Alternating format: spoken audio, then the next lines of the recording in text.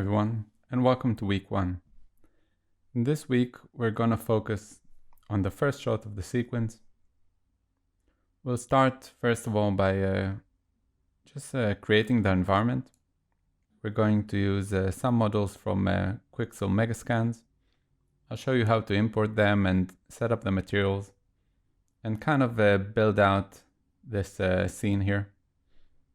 Once the environment is done, we'll move on to the effects. And the main effects for this week are all the fire elements. So we're going to create this dragon fire, and we're also going to create all of the ground fire that lights underneath the dragon. It's basically a setup that's using the dragon fire to kind of paint a source on the ground. So this dragon fire actually lights up the environment as it hits it. Just before we start, I'll also go over some of the references I've used for this project, just to show you what gave me some inspiration for the different effects and also for the environment. And I'll also show you some of the animatics I've created. An animatic is just a simple way to kind of block out the scene and try different effects and different setups, just to kind of get the timing right and see what works and what doesn't work. So it should be a fun week. I hope you'll enjoy it, and I'll see you in the next video.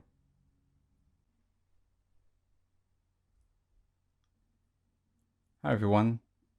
Before we start the project, the first step is to gather some references, just so we have a clear direction of what we want to create, both for the environment and also for the different effects.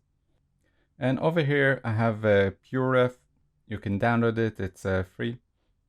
And just a simple and easy way to kind of gather different images. I got most of these images from Pinterest, ArtStation, Google, and also some video reference from YouTube. And if we just take a quick look at this, you can see, first of all, we have some references for the main hero, for the cyborg. So these are loose ideas for a force field. These were also kind of initial ideas I had for maybe some magic effects. Here we have sort of a lightning spear and all this steam coming off of him. And the same thing here, we're getting this kind of a fiery weapon effect. And with this reference, I also really like the coloring. So we get this foggy and greenish tint for the background with a very strong contrast of the reds. And with this reference, I just like the idea of an energy sword, and I did end up incorporating it into the project. Now these are all the references that I didn't end up using. At one point I was playing around with the idea of maybe going for like a samurai or like a samurai cyborg type of a hero. I really like this specific reference.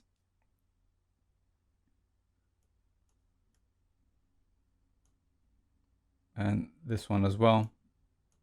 And just the contrasting colors. So we have the reds, and then we have some whites. Again, a foggy background and some greens. And here we have just some really strong silhouette and quite a minimalistic look. And again, some other references for the environment.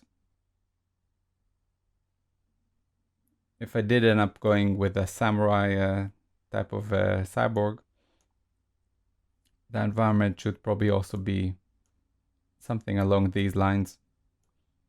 And I really like the muted colors. We're getting quite a lot of fog and snow. and also some fire elements.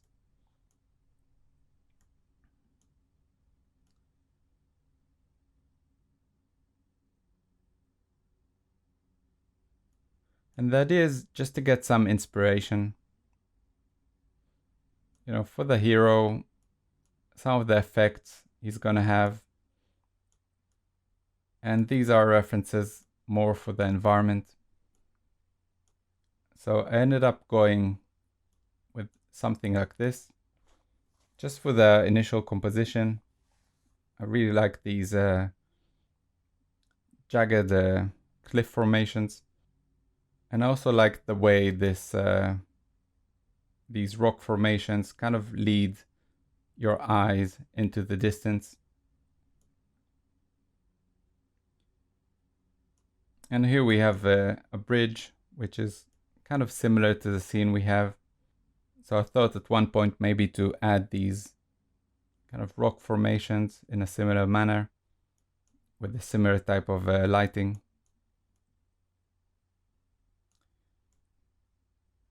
And these are from Shadow of the Colossus. And again, just some desert type of environment with ruins. This reference is more for the general atmosphere I was going for. So we have this fog, we have some gray skies and clouds, and everything is kind of run down and quite old.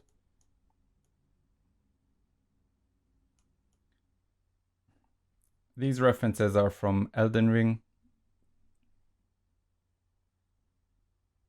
and from Demon Souls. I just really like the atmosphere here.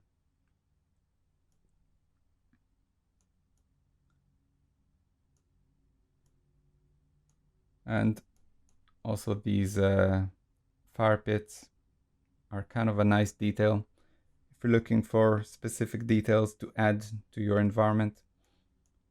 So I was looking at the bridge we got and I just thought of ways to how to improve the model and add some interesting details. And over here, the general coloring is also quite cool. In the end, I didn't end up using this,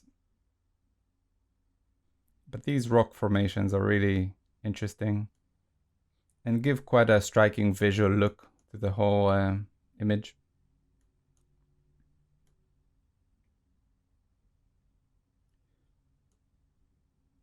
And again, some more from Dark Souls.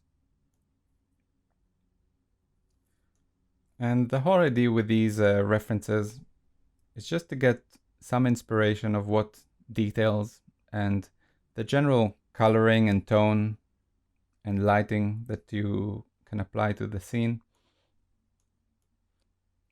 And over here we have just a few references for effects. At one point I was thinking to have kind of a red energy effect with some lighting and electricity. So something along these lines, which was, again, we're getting a lot of smoke, a lot of electricity and energy particles.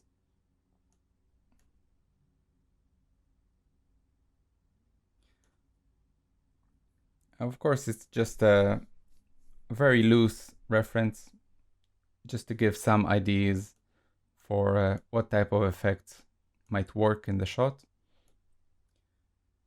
And just the general direction you want to take the environment and the whole vibe of the project. Now over here, I also have some video reference. So let's just quickly go over these.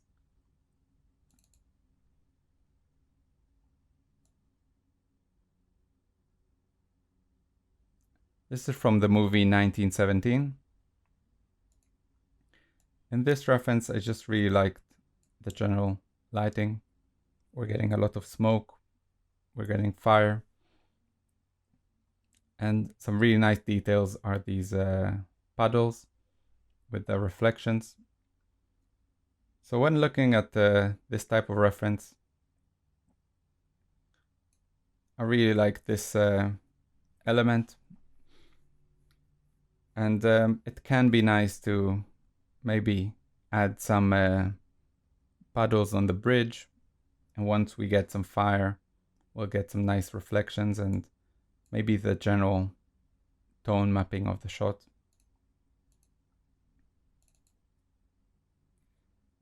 Now this is a cinematic from the Elder Scrolls Online.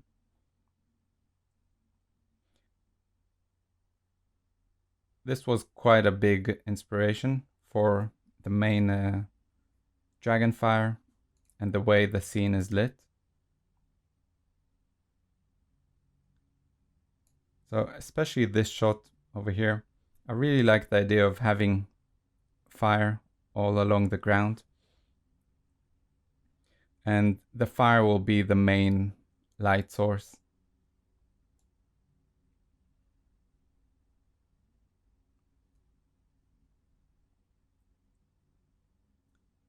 And also here, this is a bit more specific to the dragonfire, but I really like the way it transitions from a blue flame and into all these yellows and oranges.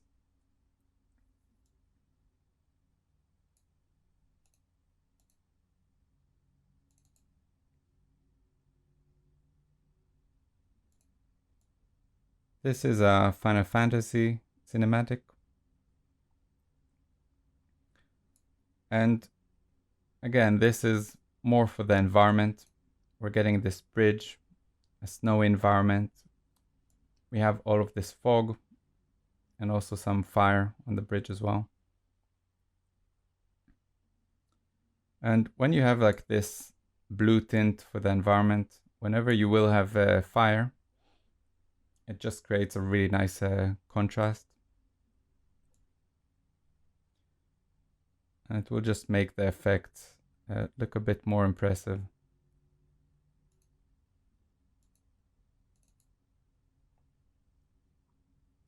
This is again from Elden Ring. This was quite a loose reference for the magical energy that we have in shot 2. I like the way these energy particles are being sucked in. We're getting these electricity bolts. Just the way it all moves and the speed of it feels really strong.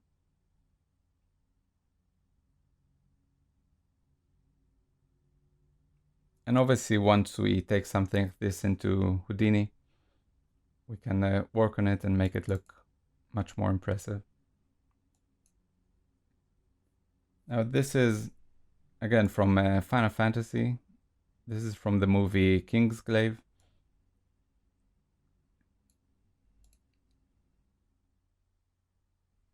I'm mainly looking here at the teleport effect. We are going to create something quite similar. And again, just a really cool effect.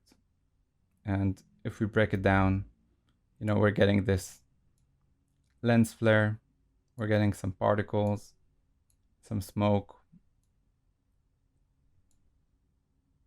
It just feels really fast and dynamic.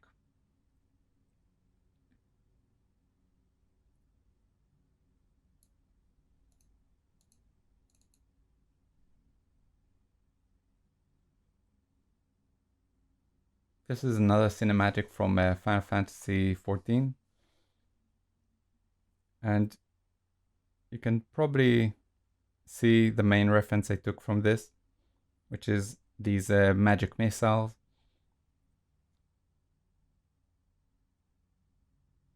Just some particles with trails and exploding on impact.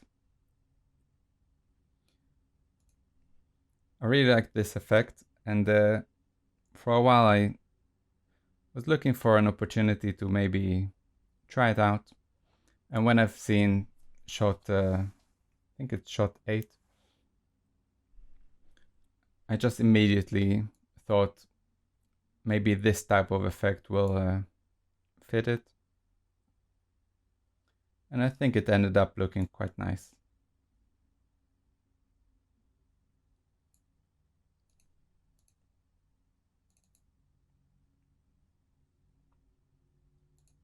This is just another effect for a shield. So you can see the way it's forming. I ended up going with something a bit more sci-fi, but I did feel like it's kind of a cool reference to examine. See the way it kind of forms. We have this interesting pattern. It's almost like a Voronoi pattern with just different sizes. Also show you how to create something quite similar.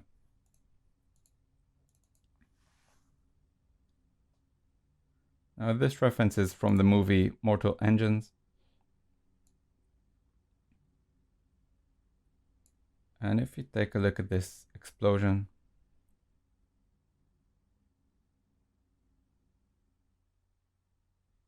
this was my main inspiration for this energy explosion. And I really like the way it kind of opens up, expands, holds this shape for a while, and then collapses on itself.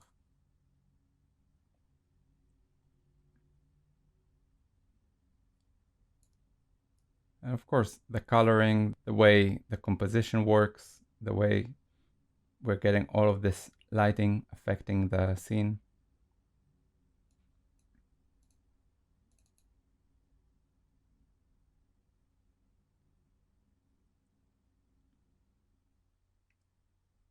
This is just another reference for some magic energy. I really like these colors. So we're getting all of these purples turning into blues and black. And also just take a look at how fast everything is moving. Especially these shock waves we're getting here. You can see it's only a matter of a few frames. And when working on effects, it's really important, in my opinion, just to get the animation and the speed of everything.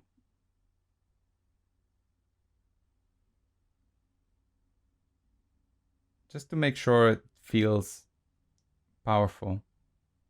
You don't even need a lot of detail with these type of effects.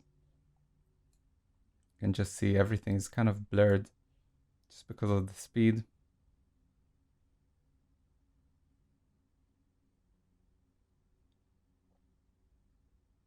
Just really nice looking colors, and it just feels really powerful. We're getting all of this dust and everything kind of being pushed away.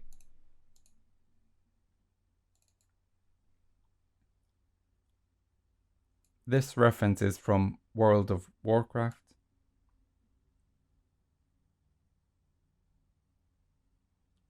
With this one, at one point I was going for this kind of a energy spear.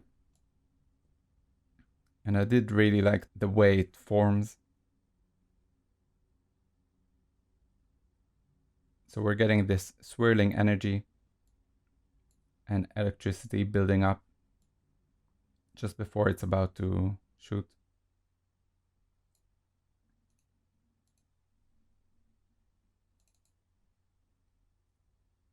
And this is just some real life reference. Just a flamethrower. Just to get like a more grounded reference of how the fire should be moving.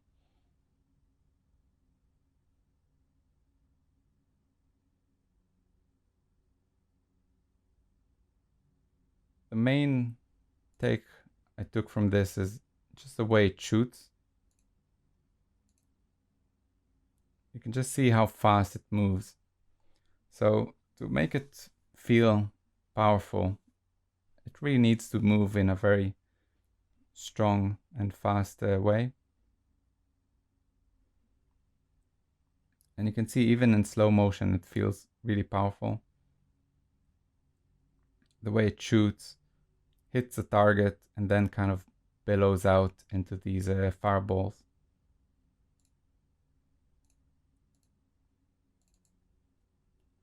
And this last reference is just from StarCraft.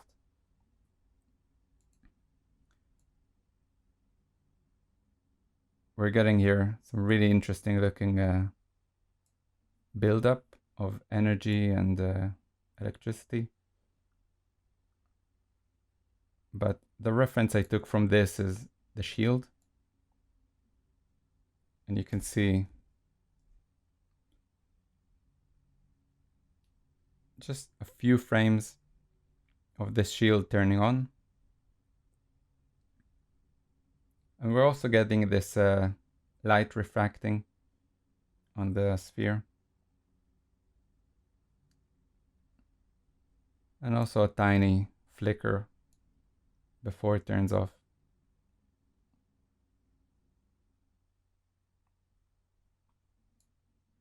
So these were the main references I had for this project. Just before you start, take a look at the sequence and try to kind of block out some ideas for what you want to create with regards to the different effects, and also search for some references for the environment, because you know, you are going to follow along with what I'm creating, but everything I'm going to show you during this course, it's quite easy to make some small adjustments and just take the effects in a bit of a different direction. And the same thing for the environment, you know, just create something that looks a bit more unique, just so that by the end of the project, your shots would just stand out a bit more and won't be a complete copy of what I've created. That's the end of the references. I'll see you in the next video where we'll start going over the animatics. Hi everyone. In this section, I want to go over some of the animatics I've created and just show you the general workflow that I've used to help me check the different iterations and see how the effects progress and just how they flow between the different shots. If we look at this video here that we get from Rebelway, you can actually see they created kind of a basic animatic. If we go here, we can see we have this magical circle, and we have here some representation of maybe a fireball.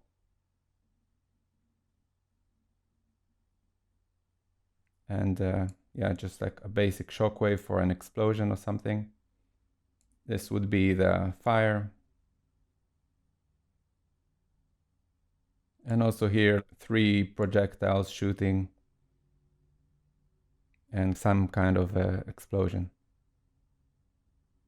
So this is all very basic, but of course, if you have different ideas for the effects, you need to go in and just try to apply the different concepts that you have and want to see if they will work. So I'll show you here. I have a few versions of different effects. You can see most of it isn't changed right now because you don't have time to work on everything. So start with something that looks interesting. I really wanted to do just to test out this shot with a fireball. You see here, I've added it in post. It's like a 2D image of a lightning spear. Just very rough way to see if this will work. See, the spear is growing. I've also done kind of a very simple sim here. My original idea was having all this place filled with smoke after all the dragon fire. And when he was throwing the spear, it would create some kind of a shockwave that will open up everything. And also the explosion, because originally it was a lightning spear. So some kind of electricity and particles and energy type of explosion. This is also one of the first effects I've actually tried to implement, which is all these missile trails. I was just looking at this shot and straight away I thought this is something that can look really cool. It also kind of reminds me of something that we see in Iron Man, where he has all these micro missiles. So very easily you can actually use this setup to create something like that. You can make it be smoke trails as if it's small missiles.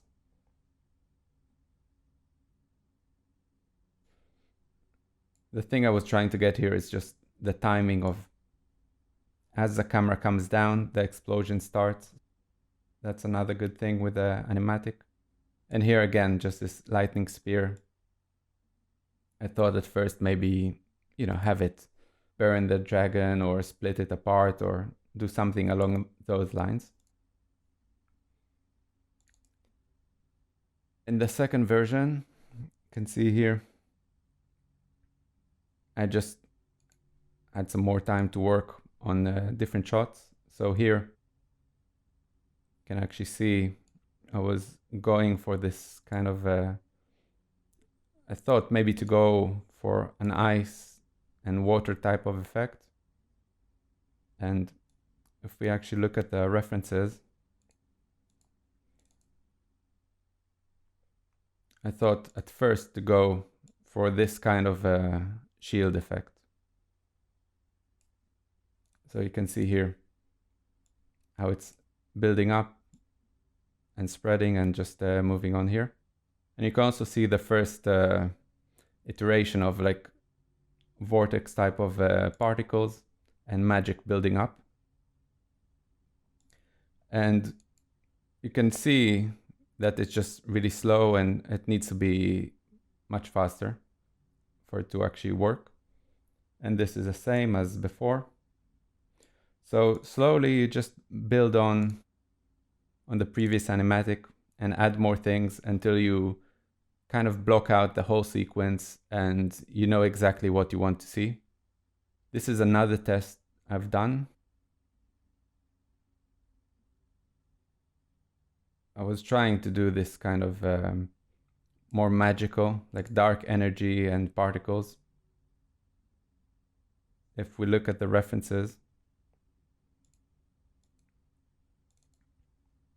you have something quite similar in this cinematic here. All this swirling smoke.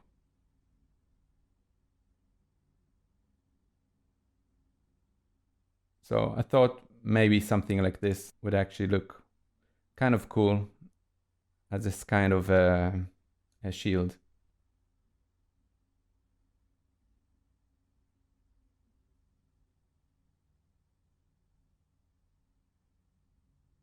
In the background, I was just trying to improve this simulation. Another small thing you can see here, I tried to test it with maybe having it impact the shield in this frame. And then in this shot, we already start when it's impacting.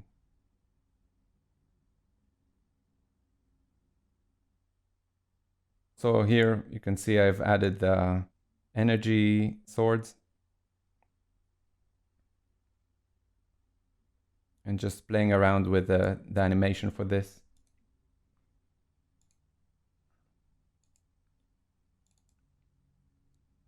And this version here, we already have the dragonfire. You can see it's very basic, quite ugly. But we do get the timing and just seeing if this like final frame, if it can actually work. And I was going for having fire all along here and everything being lit by this fire. And here we see another version. This is still trying to go for like a lightning spear. It's still very basic. it's something you can make in 10 minutes or 15 minutes or something. So you don't really waste time by just trying out all these things. And once you know how to look at an animatic, you can actually tell if it's going to work or not. I think I was going for something like this. We have this swirling energy, and it just lights up the spear and then shoots it.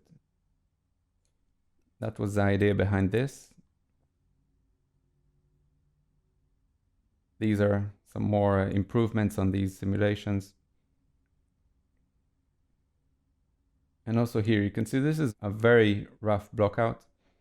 I already knew what I wanted to do in this scene, but you can see just placing these kind of shapes, it just represents fire. And I was trying to place it in places so the character actually tries to dodge it. And here he actually jumps over it.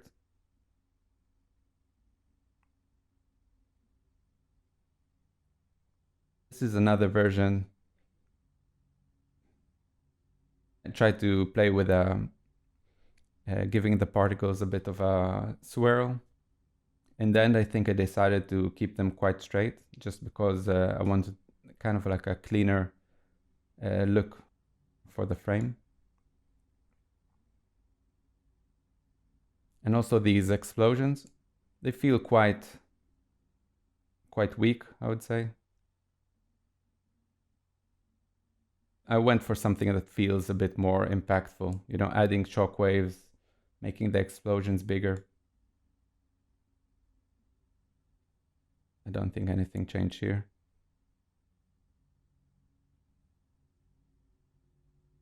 I'll also show you here, we have the setup. I've actually done this in After Effects. So you have one composition that has the whole sequence in it. And then you break it into shots. This is a first shot. And then each time you create a new flipbook, you work on the shot and you want to see if something works. You just place it in. You can actually look at the whole sequence as a whole as well and just see if it fits, if it flows correctly. I'll just show you here a few versions. Like this one was this kind of ice shield. Here we have a dragon fire. And I decided in this shot, we don't need the shield at all. There was enough going on over here. This is just a bit more advanced simulations. And these are, I think, quite final.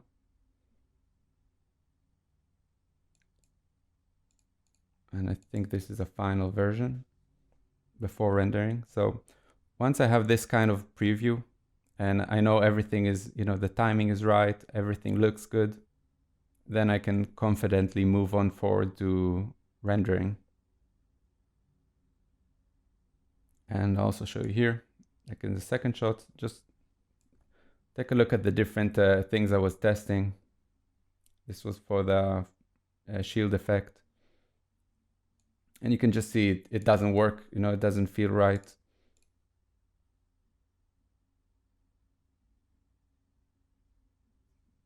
Yeah, it just doesn't work. Another thing that you can see that at first I tried to create quite a small shield. When you go to shot 5 and you start putting everything in, if the shield was only this size, all of this fire and smoke would just cover the whole camera and you just don't see anything. So the different shots do affect the thing you're trying to create.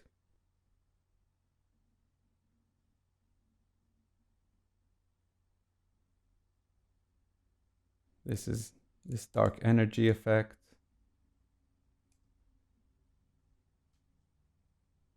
And I actually quite like this, looking back at it. I do think something like this can work. And it has quite a cool and magical visual, especially if we add some kind of sparks and more smoke or something like that.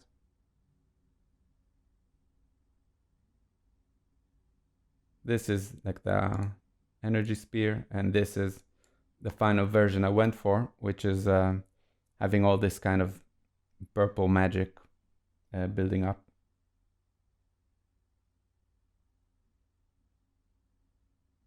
Same here. Here I went for, like if you look at some of the references again, I think in this one you have kind of particles coming out of the dragon mouth.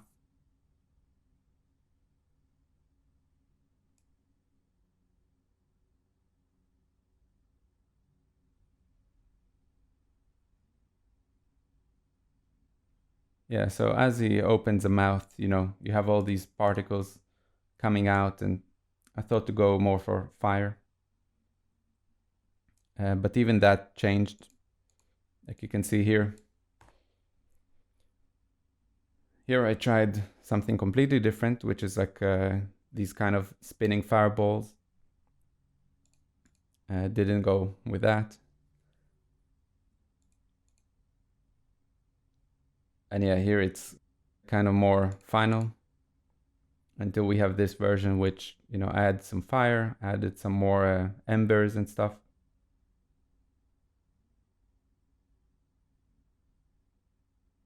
Here it's, well, it's quite a simple shot in a way, but just look at the different versions.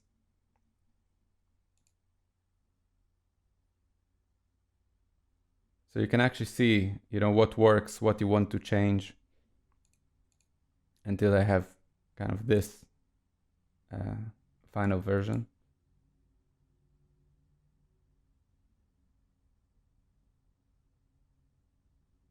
You see, it's like this is kind of the first version here.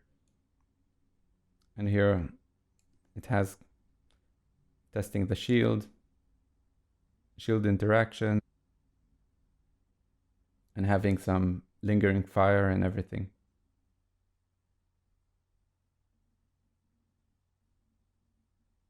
We went over these two. So you can have a look. This is, again, it's like the first version. And then we have, I think this is kind of final version, where we have all the explosions, the shock waves, everything in here. And also here, just you can see I was playing around with this kind of energy sword, trying not to change the animation and just seeing if it will actually work in this shot. And then I tried with two swords, just because it looks a bit cooler. And here I actually made the slicing animation. This is another direction I was trying to go for, but decided in the end just to go for something a bit more clean and simpler. So this is adding some fire to the swords, adding some electricity to the cyborg.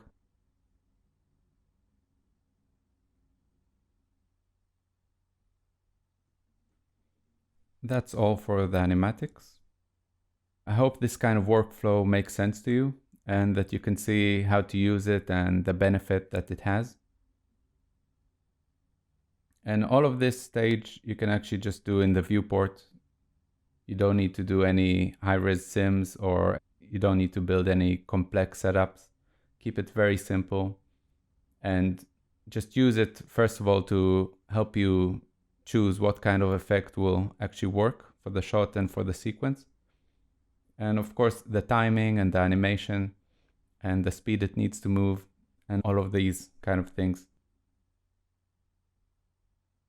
After you look at the whole animatic from start to finish, and it just feels right and everything is flowing properly, Then you can move quite confidently into the stage of the effects and just focus on making the effects just look the best that they can. Hi everyone. Before we start going over the environment creation and the effects, let's just go inside this zip file that we get from RoboWay and make some adjustments and kind of create like an initial setup for the scene so we have a good starting point for the effects creation. So once you go inside the file here, you can see first of all the scale is off. It's coming probably from Maya, which is set up to be using centimeters, and Houdini is set up to use meters. So let's just scale everything down by 100. Let's create a null. I'll call it scalar. And now just connect all the cameras as well as the master scene and scale it down by 0.01. As for the terrain, if we go inside here, you can see this transform, which is scaling everything up by 100. Let's just delete it. And now everything is scaled down to the real world scale. This is camera clipping. Let's just fix this as well. Press D. And go to the camera and adjust the near clipping plane to something small. Maybe 0.01.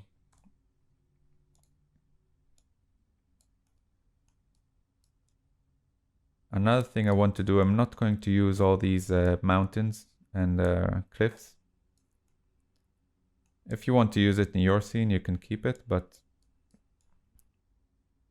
we're not going to use it, especially not for the effects that are going to be happening mostly along this bridge and maybe in the area around the dragon. So let's just delete it.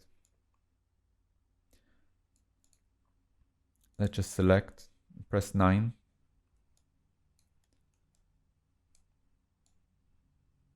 And let's just press delete here. And delete non-selected. Now if we want to further optimize this a bit, let's just recache this. Duplicate this file cache. And let's just call it terrain ground. And save to disk. And now we can actually delete these. We don't need them.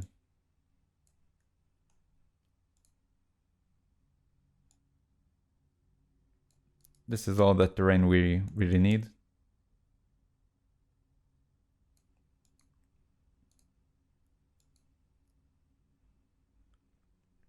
The next thing I want to do is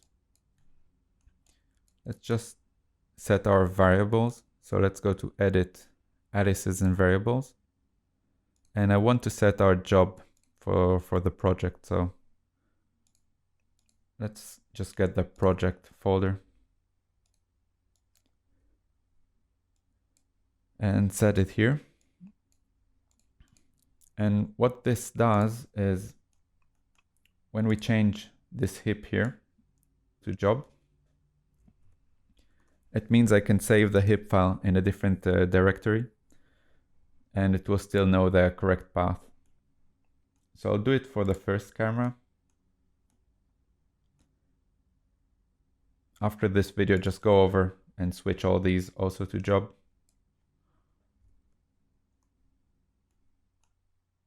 And also in the master scene, let's just go over here, switch this to job.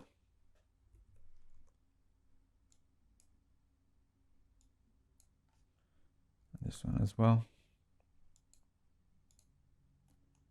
And also for the terrain.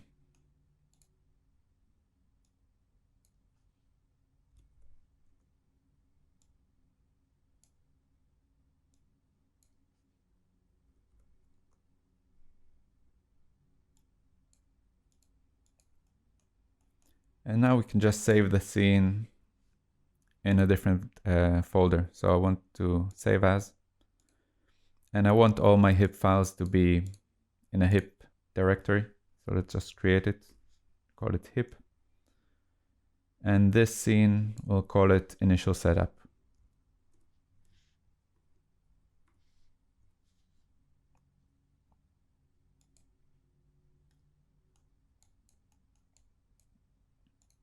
Another thing that usually happens is we need to reset the camera. So just build update hierarchy. And this will give us the correct camera. Let's also go inside the camera. Over in the view, let's set the resolution for the project, which will be 1920. You can use 1080. Personally, I used 817, and this is just a more cinematic aspect ratio.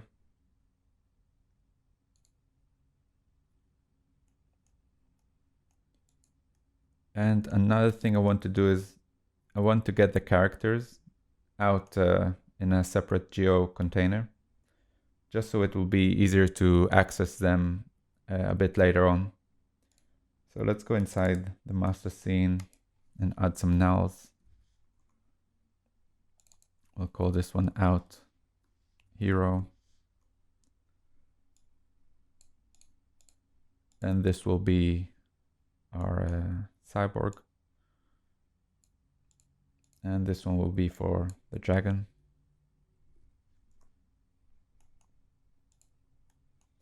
If you want, you can delete these materials. We won't use them. And let's create new geo. Call this import hero. And let's just object merge our hero. So just make sure to use into this object, and it brings it in with the correct scale. Let's duplicate this and call this import dragon and bring in the dragon. I can also give it a different color just for now. And this is all for the initial setup. So let's just save the scene and continue to the next video. Hi everyone. In this video we'll start creating the environment. So I'll just show you how to import some Megascan assets, set up some materials and set up the lighting. I'll just show you the process of how I do it. And of course, if you want, you can create the environment in a different way. You can use Houdini's height field, or just create your own rocks or anything. I just personally use Megascan because they have quite high quality models, and I don't really want to waste too much time just creating the environment. So I usually prefer to just work with ready-made models for this stage, and then I have more time to just focus on the effects. So let's start here. We're inside our initial setup scene, and I want to split this off to an environment scene. So let's do this. We'll do save as. Let's create a new folder for the environment. We'll call it environment.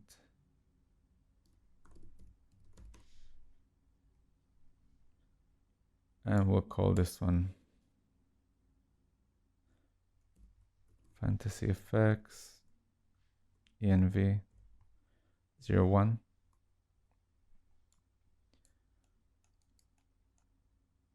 Yeah, usually for the effects and the environment, I prefer to have two separate scenes, because once you get all these models and create like a highly detailed environment, it can be quite heavy just to load the scene, and the viewport can get heavy. when you work on the effects, you want the scene to be as light as possible, so everything just runs faster. This scene is kind of like a blank canvas right now, so let's start bringing in different models from Megascans. This is Quixel Bridge. You just go to the Megascan website and download this. You'll need to create an Epic account, and then you get access to all these different models. And you can also buy some as well, but if you go over here to collections, you can see they have different categories, and so we go to natural, so we have all these nature biomes. And for this project, you can see, if we look at the reference, I was trying to go for this type of environment with these like jagged rocks and some green, and tundra biome fits this quite well. If we go over here and just look at some of the different models,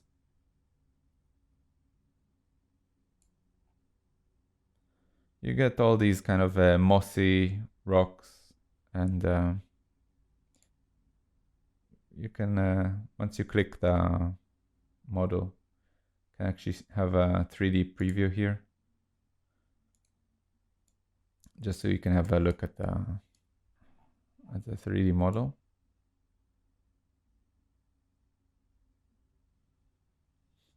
And you can see it kind of has the same vibe as the reference I was going for. So I used quite a few models from here, mainly the cliffs. And let me just go over here to my downloaded ones. You see we have these kind of cliffs would work well in the scene. So once you find a model that you like, just go over here. Make sure in your download settings, make sure you have albedo, roughness, and normal. That's what we're going to use. And also for the models, we only need the LOD0. If you want to play around with the high poly source, you can also download this one, but from my experience, it's not really worth it because the scene can become really, really heavy in the viewport. And it's not needed, the visual difference, it's really small and not worth it. So after you download this model, you can actually import it through a plugin that Quixel provides for Houdini, but I personally don't really like using it just because of the way it sets up the materials, and it doesn't always work with the, depending on the Houdini version you're using, and it's not great in my opinion. So I just prefer to import the models manually. And to do this, we just right click and go to files, and it will open up the files on your computer. And inside Houdini, let's bring this in. So let's create a new geo, and we'll call this inv cliffs.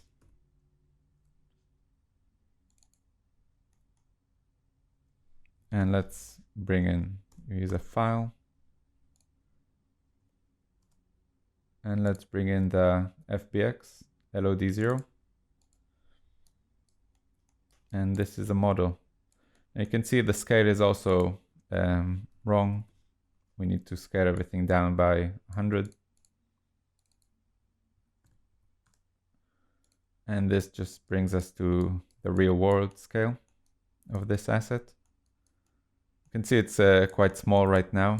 Obviously we'll scale it up, but just to have a good reference of what it should be, I usually prefer to bring it to this size first.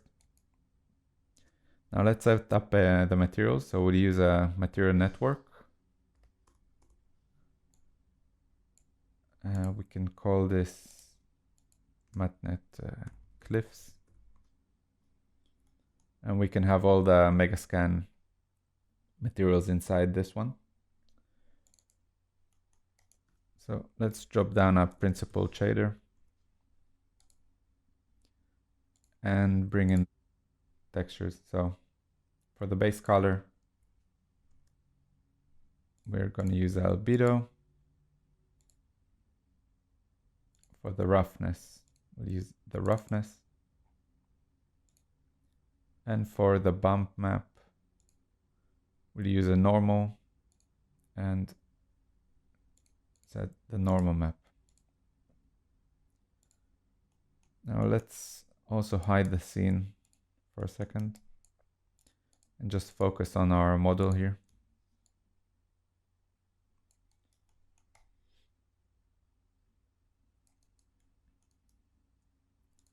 And do a quick render.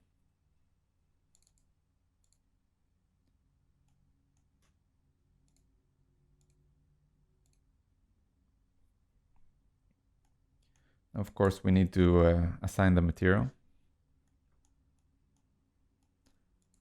So let's drop down a material.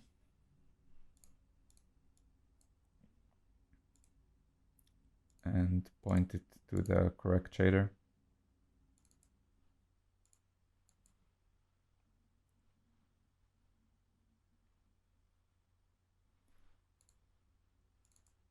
And we need to make some adjustments. Yeah, first of all, the base color just needs to be 1, so it won't affect the texture. And the roughness also needs to be 1 because we're using a map for this. And reflectivity also set to 1. And you see we have the model. Everything is looking good. Another thing I like to do, first of all, let's just give it a name. So I'll take the name from this asset. Let's just give it this name just so we can connect it later. But yeah, if I want to just adjust the colors or anything, let's just drop down a texture node. And we'll get the base color, the albedo map, and paste it here. And let's just plug it into the base color.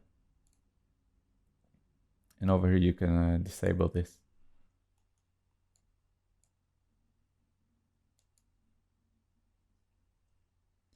And what I want to do is just use a color correct.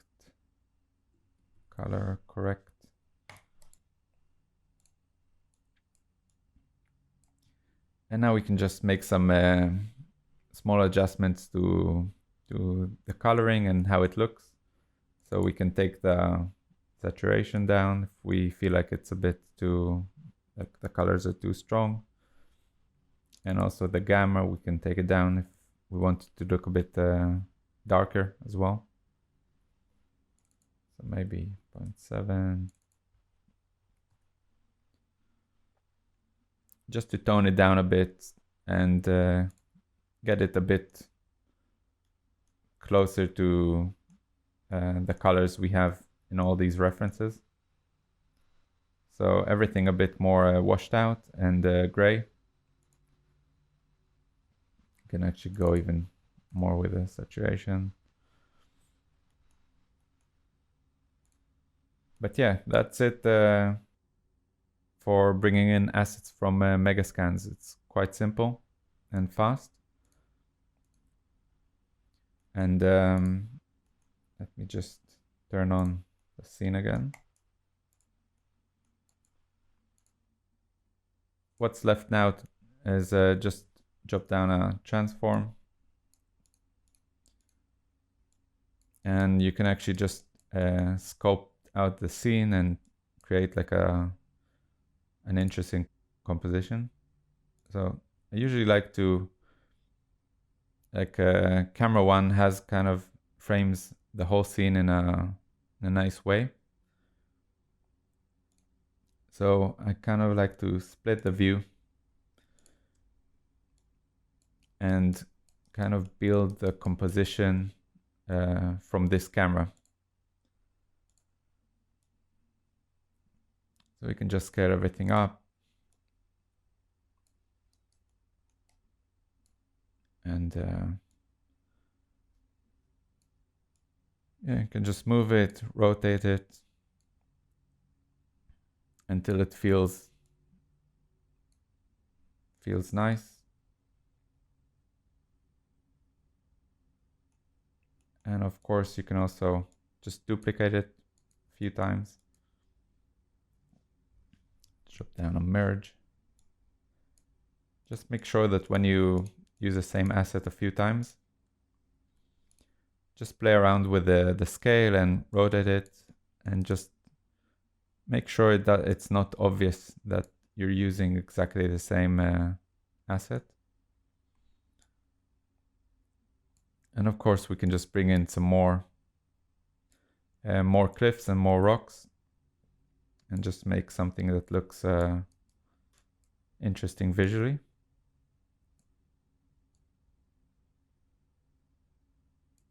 So I can just do something like this. And what I'm going for is kind of this composition where we have like this leading valley that leads into the distance.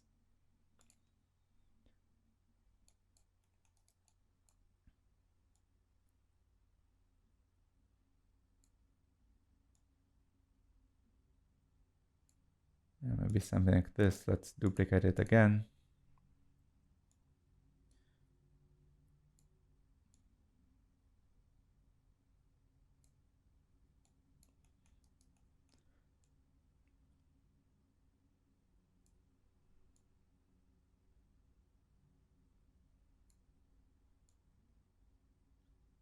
Yeah, this section is just kind of, you have your own, you should have your own reference and what you want to do, but the process is all the same.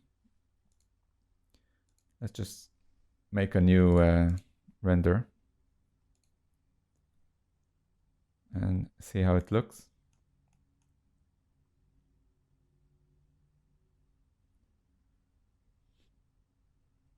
Yeah, we still need to address the lighting, and but let's just do the same process and bring in some more cliffs. So over in bridge, maybe we want this asset here. Let's go to file.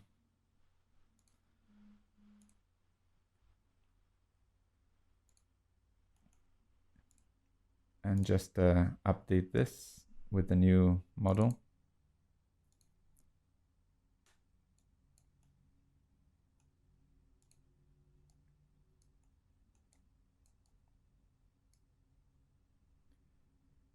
And let's also create a new material. So we can just duplicate this one and just adjust all the different paths for the textures. So this will be the albedo. We need the roughness and the normal map.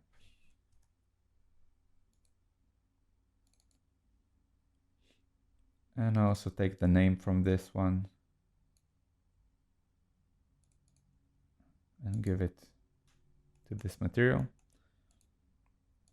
And make sure to assign it. And now we'll just do another transform. Scale it up. If you want to just test that the materials are working, you can just quickly render it. See that everything is working properly.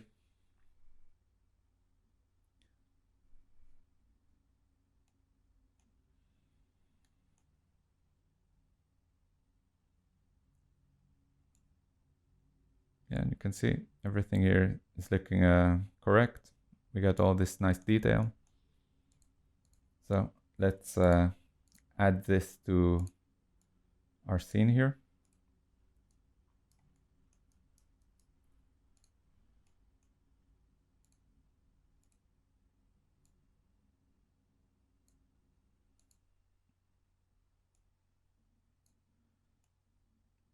Let's scale it up.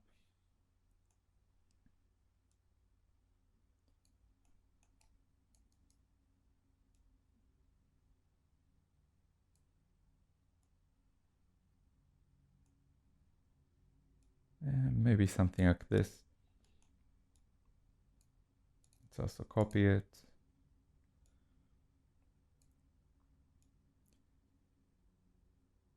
Spend some time on this, and this is just for the cliffs, but I'll also show you how to scatter some rocks and trees, and just to bring the level a bit higher.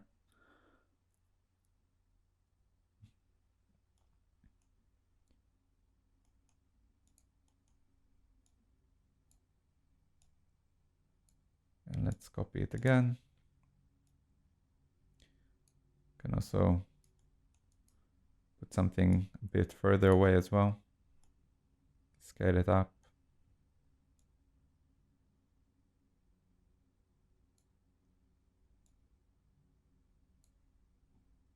Can also play with the scales, like stretch it, or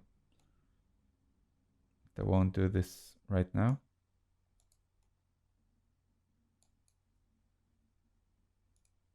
But yeah, let's also just see what we get here.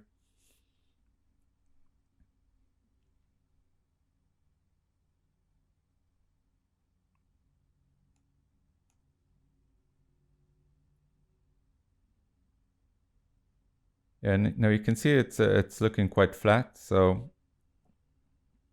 apart from the lighting, let's first of all add some environment fog. And this will just give us a better sense of scale. So to do this, let's just add a box.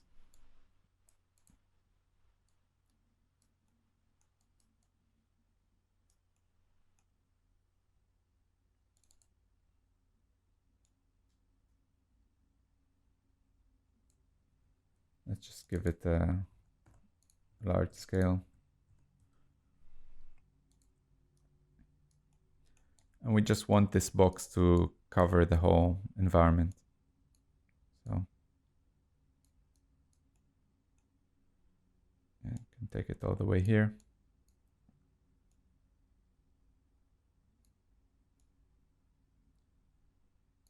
Maybe something like this.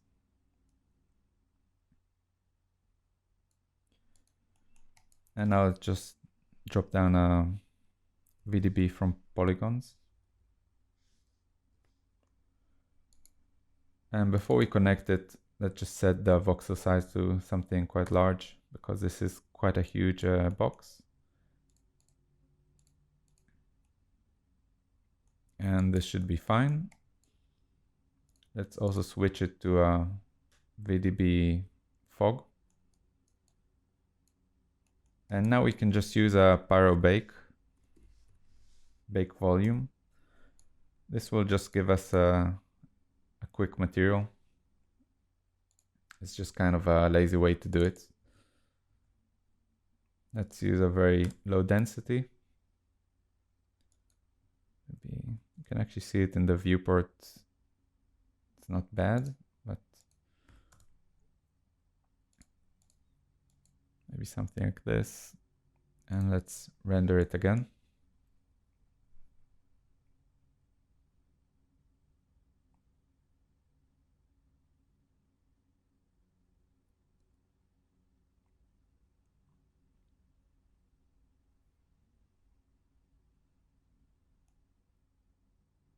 You can see just adding a bit of fog straight away gives us like this depth, and the scale looks much better now. I don't recommend actually rendering this fog when you when you do your final renders, because it's quite heavy to render. You can just see here, like you can see the speed of the rendering. And we can add this kind of fake this fog with a world position pass or a z depth pass, and just do it in Nuke. So that's the way I'm going to show you how to do. And yeah, I do recommend doing that because it will look more or less the same, and you can just see how long it takes to render with this fog. And if I just turn it off, you can see the difference. It's night and day. So I would just use this fog for just to build out the scene and just get a feel for the final look. And yeah, so next stage, let's start working on the lighting a bit.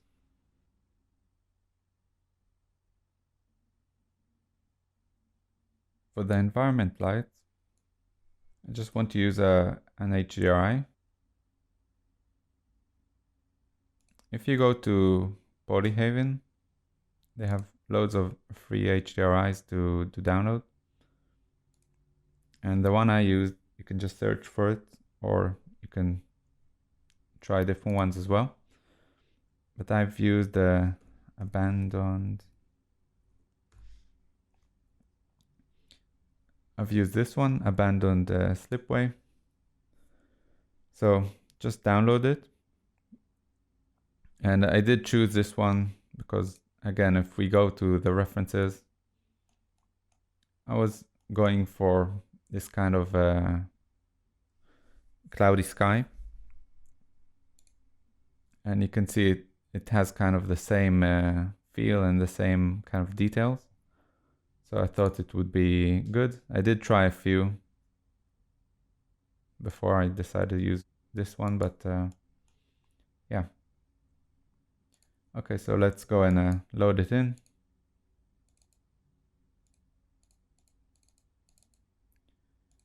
And we have here two versions. One of them, like this is the original one. Just open it.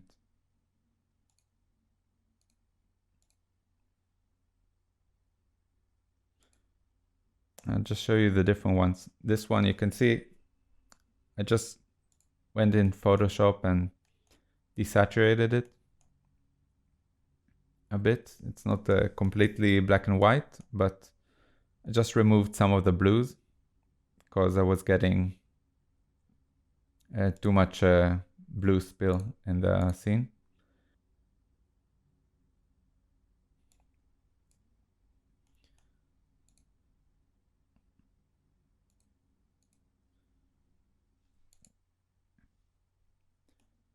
And now we can just rotate it until you get something that you feel like looks good.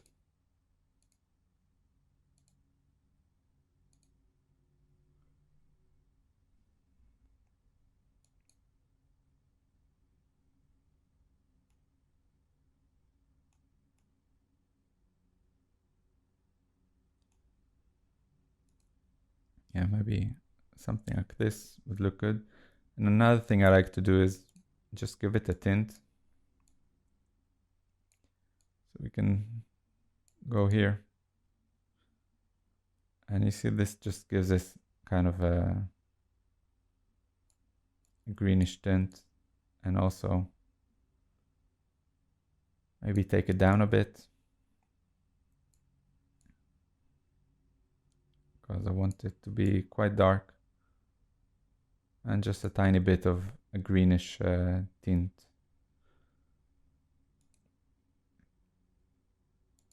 And let's just do a quick test. See how this feels.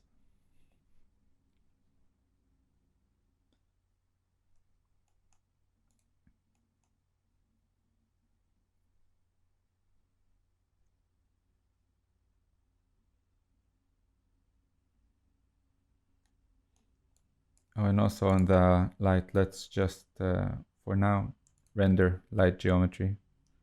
And also clip to positive Y.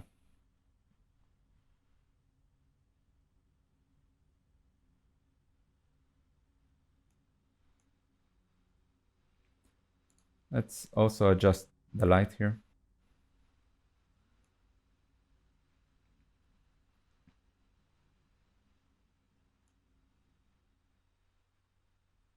I'll just do this outside here. Maybe we can see it. Okay, so I do want the light coming like from the top right to give nice highlights.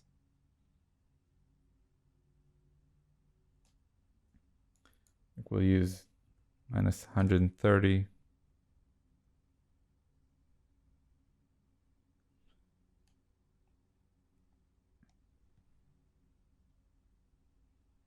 You can actually see the light here. So something like this, 130. Just do this 60. And for the sun as well, let's just give it a bit of a yellowish tint.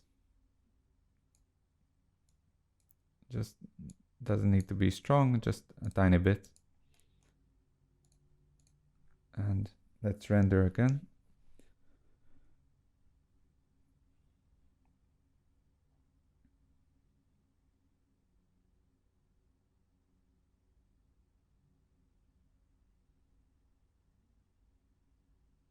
Yeah, and you can see we're getting much more dramatic lighting here. Another thing I want to do is let's just go to the out context here. Drop down a mantra. You can delete this one. And over here, let's just set our rendering engine to physically based rendering. Over at the limits, let's just lower this to 4. And I'll just show you, like by default, mantra, the GI is turned off, which is the diffuse limit. You can actually, it can work, just what we have here. But usually I would turn the GI on, especially if you're using a different render engine that's a bit faster with these type of renders. But I'll just show you the difference here. Let's stop this. Let's turn it on to 1.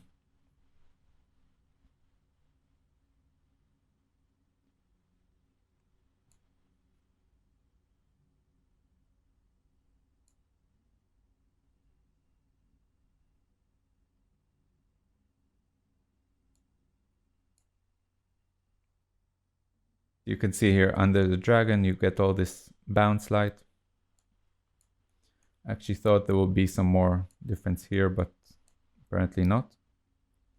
You can see on the columns, you can see what the GI adds. It's not a huge difference.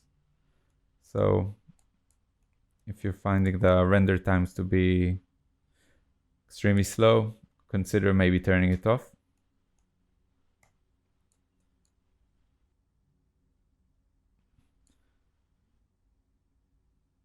You can also use 2 if you have the processing power.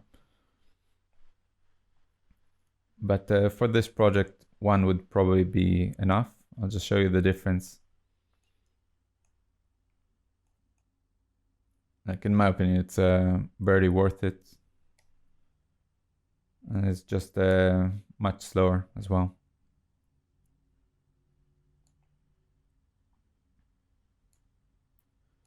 So you can just see, just adds a tiny bit more. Like 1 really does make a difference, but moving it to 2 probably doubles the render time, and it's just not worth it, in my opinion at least.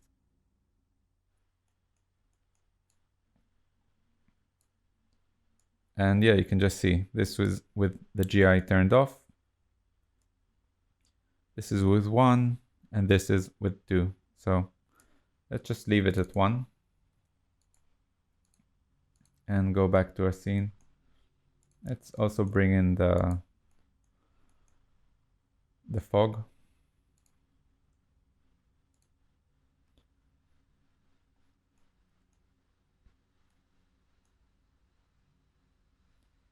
I also want to turn down the sun intensity, so just do it like this.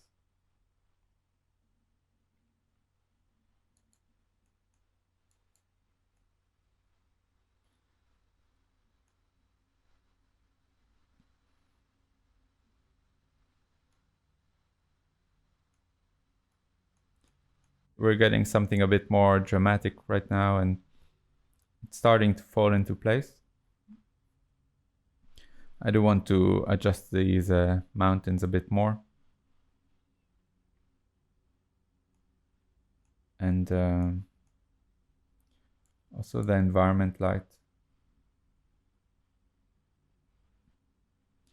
I'll actually just use the values I have in my project.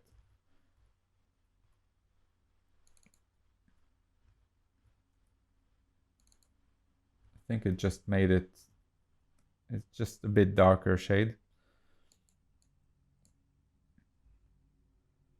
And just here for the sun.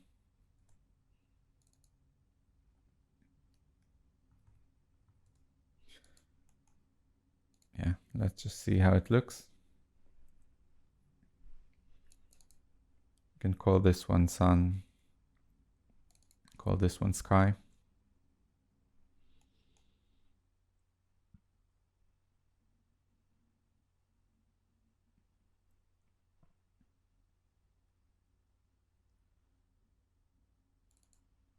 And maybe the fog is a bit too strong.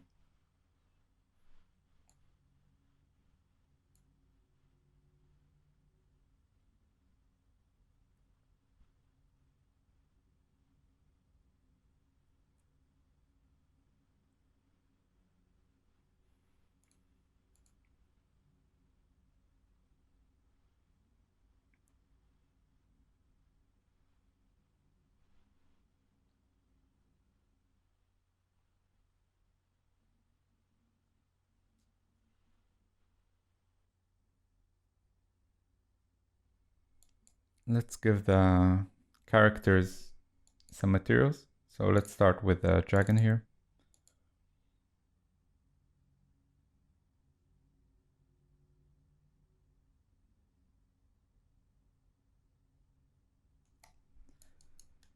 And yeah, and let's just drop a matte net. We'll have our material here for the dragon. And use a principled shader. I'll just call this dragon. And the same thing here, just give it a white base color. And load in our texture. So if you go to your job asset, you have a dragon, like a texture dragon folder, and this one has all the different maps. I'm pretty sure this is our diffuse. So yeah, let's just load this in.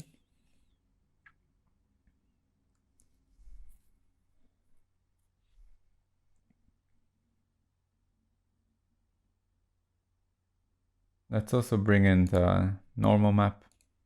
So enable this. And let's just preview. These names are not great, but yeah, this is a normal map. We also have here, I think this is incandescent, so it's probably glowing parts. Yeah, these are just for the eyes. And we have a specular probably. So this is a specular map, which is reflectivity. And these are displacement maps. Let's see what this one is. This one, actually, no idea what it is. We'll leave it for now. Let's first of all put in the normal map. And let's just give it a quick render. Oh, and of course, let's also assign the material.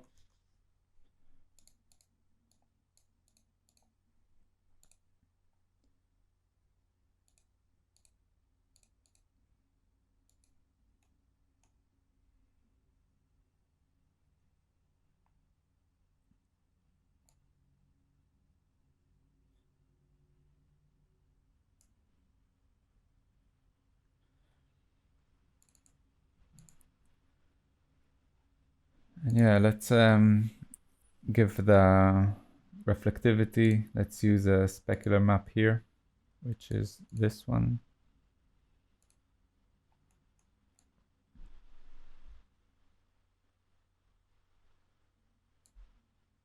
I also want to just turn off the fog. It makes everything a bit slower. I can actually turn everything off when I think about it. So turn off the terrain.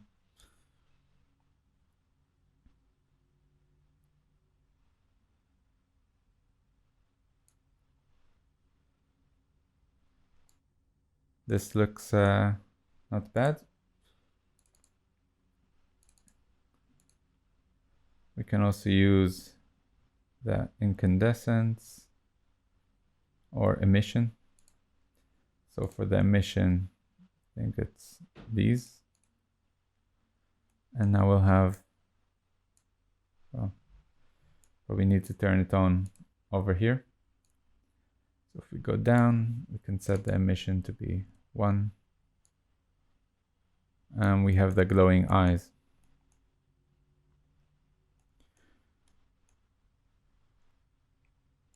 Now, don't know if you noticed, but for the albedo texture, there's a few versions here, which this is what we're getting from Rebaway,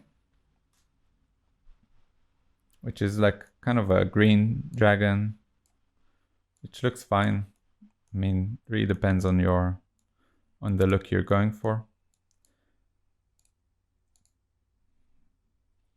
I actually made some adjustments in Photoshop, and you can do something similar like this.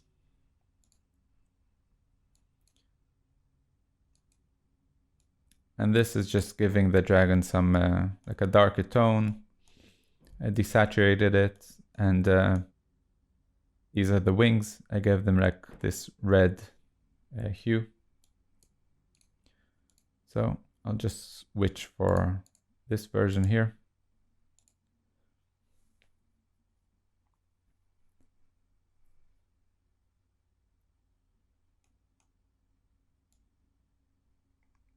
And you see it's just a bit darker.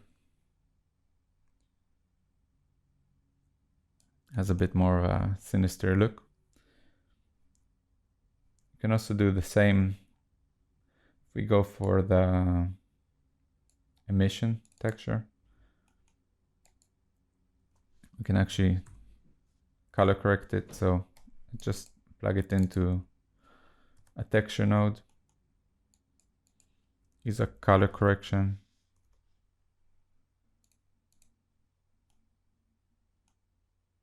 And I think it goes, where is it?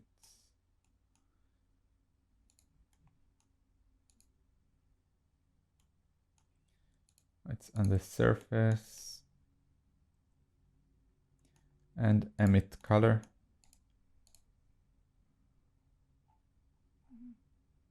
And you can actually turn this off.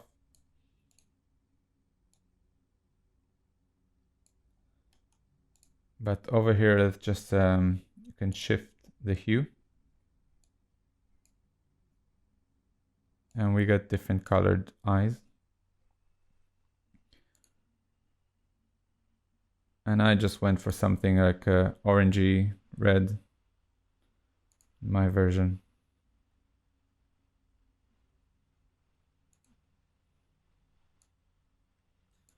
Maybe something like this looks good. Of course, you can make it glow more or less depending what look you're going for, but I usually try to keep these kind of glows quite subtle. I don't like too many glows in my scenes. It tends to look quite cheap. So yeah, let's just set it to 1 and move on to our hero.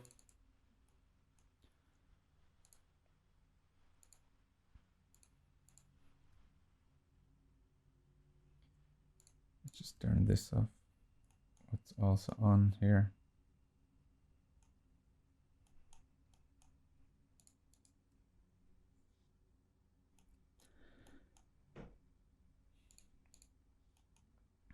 So for the hero, we need to just separate it so we can assign the different materials. We can use a group, and this will be group 0, and we'll call this one armor.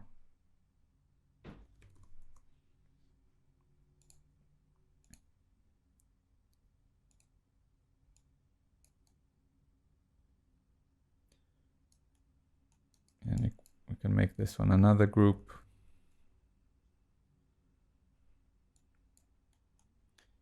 You can see we have here 4 packed alembics.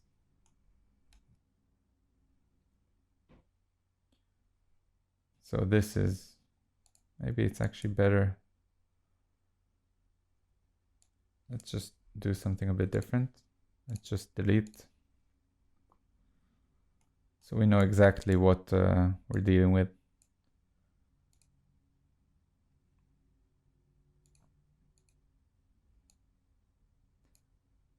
You can use split as well, but it doesn't really matter.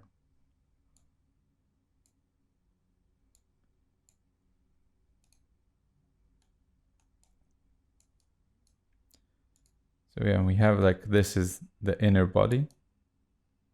Don't know what this is. These are the tubes. And this is the armor. So we can also do here a matte net. We'll call this hero.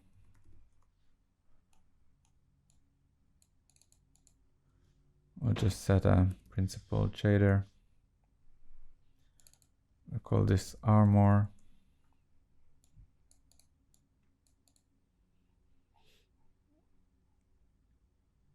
And for now, let's just leave this one like this. We know we have also the inner tubes. So we'll call this tubes. And let's just give it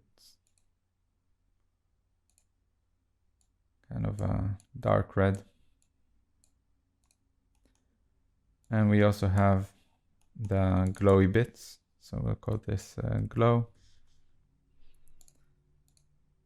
And this one will just be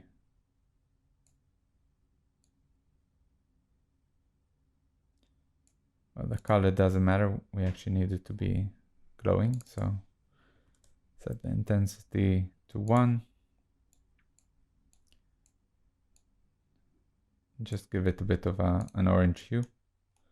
Orange, blue, or whatever you want, yeah. Let's assign these materials. So this will be the armor.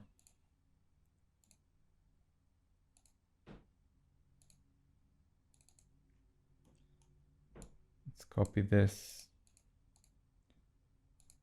These are the tubes.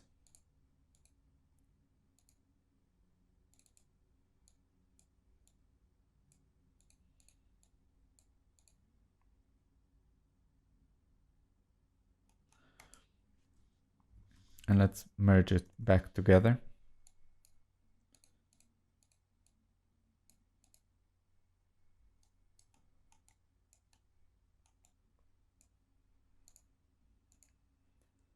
And just render it and see that it's working.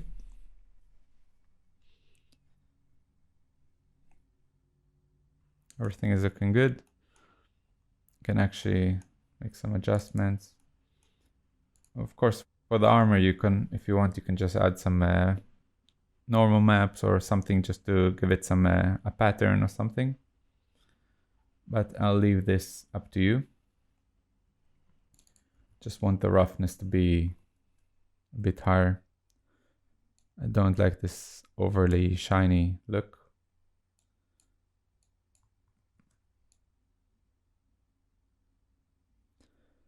Maybe something like this will work. And another thing I wanted to do is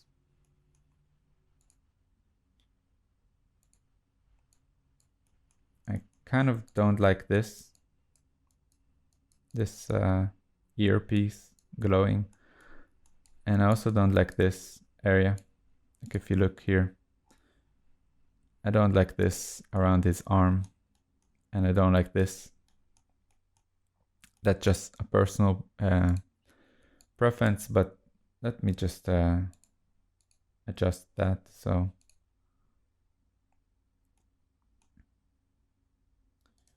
just unpack.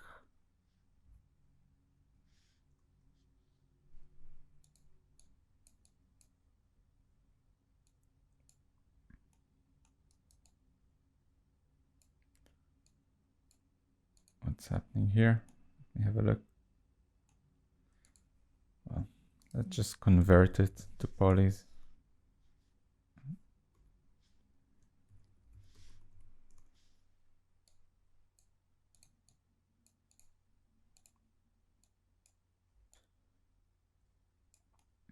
And yeah, and just select these areas. And also we want to delete the head. So maybe something like this.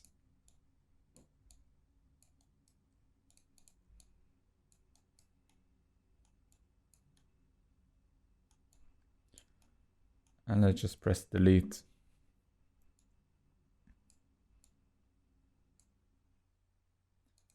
And these are the areas we save.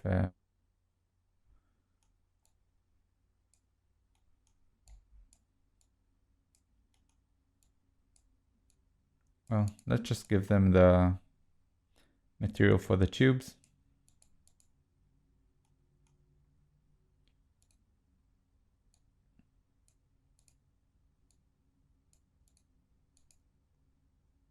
And connect it all together.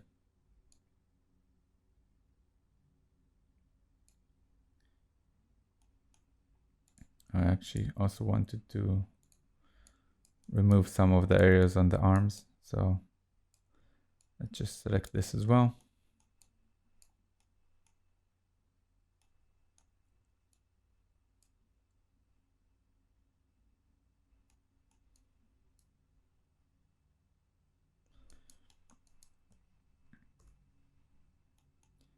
Let's just update this one like this.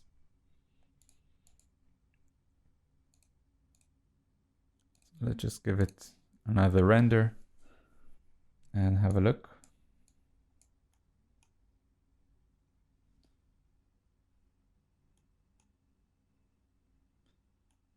And you see, just get rid of it wherever we wanted.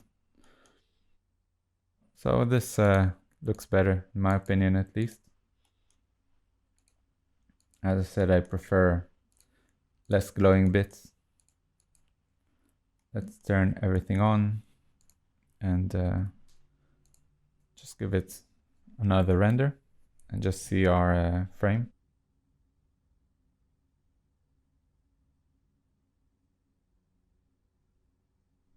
So it's finished rendering, And you can see it's everything is starting to work together. The lighting feels quite nice. I do think I need to add here some more cliffs in the background as well. But the cyborg is starting to look good. Again, also maybe add a bump map or normal map with a kind of a texture just to break this smooth look.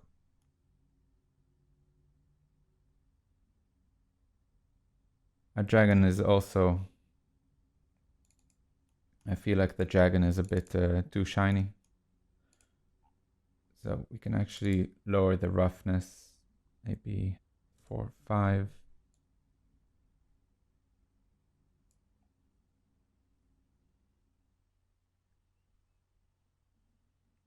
This just makes the reflections a bit more spread out and not have these strong highlights.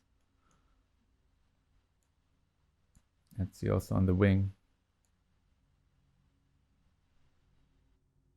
This feels a bit more natural. But yeah, in the next section, I just want to show you how to scatter some rocks and trees and make some more adjustments to the scene. I want to bring some dead trees to this to the background. Let's do that. If we go to Quixel Bridge,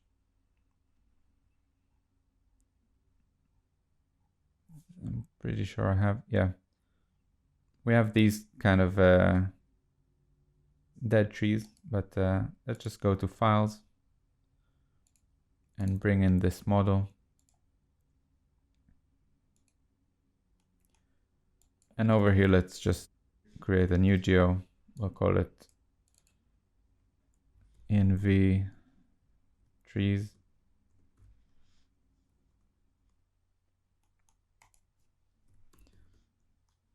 And I'll just bring in the tree here.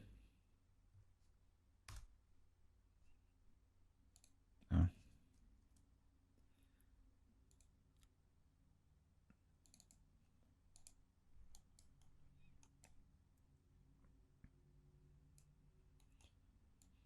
And also let's bring in another version. Let's bring this one.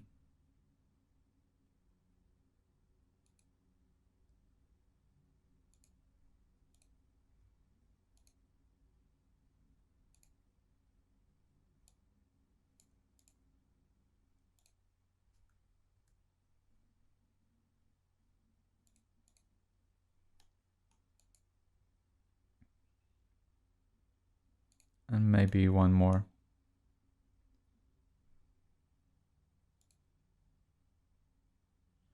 Yeah, maybe this one.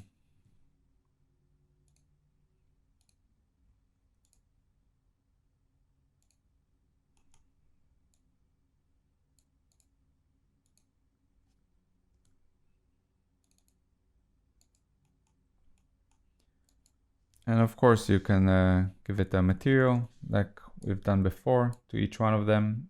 I just won't do it right now because I just want to show you how to scatter them easily.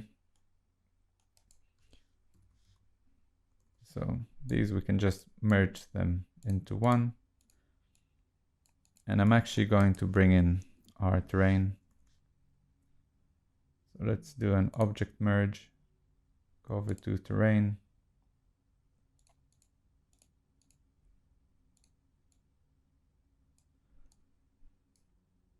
And we get our main terrain here. And what I want to do is just create a height field.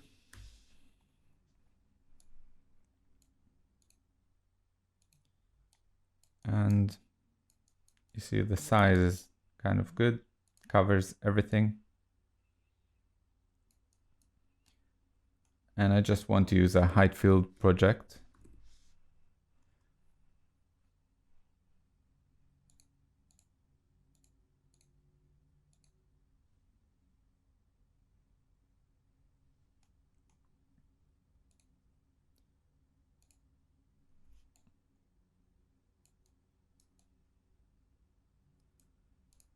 maybe just initial height, let's set it to something low.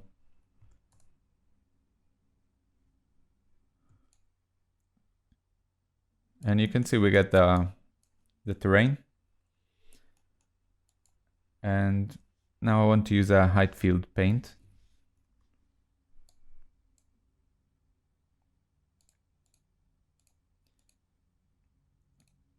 And if we switch the view here, we can actually kind of paint wherever we want the scattering to happen. You can just paint a few depending on your terrain. Maybe add some here.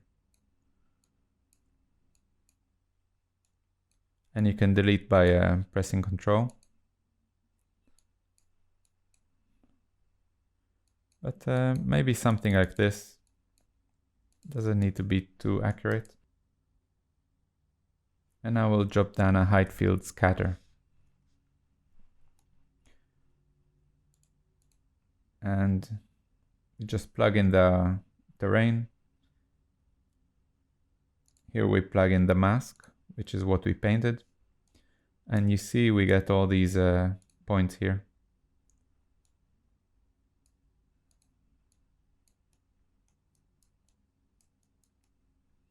Now, of course, I don't want this amount of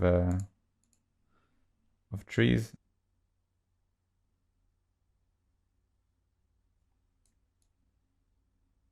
Coverage should be much lower.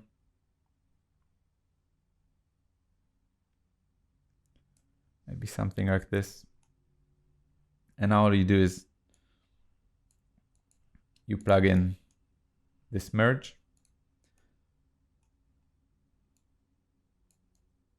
And you see the scale is a bit off. We probably need to scale these trees down to our scene scale, 0.01. Let's just do this for these other models.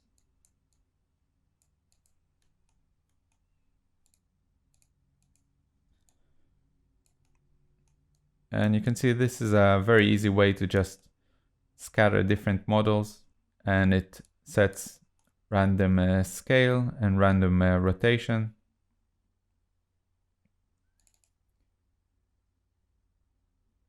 If you want the trees to be a bit bigger, maybe make it 2, range from 1, something like this. And of course, just set up the materials here, but this is it for scattering. Just put down a null.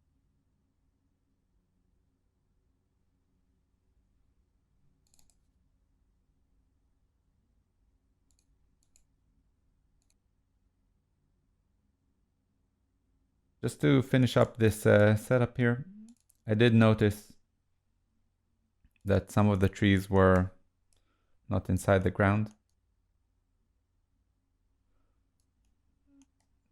So you can see here. So just to make sure they're inside, let's lower them a bit.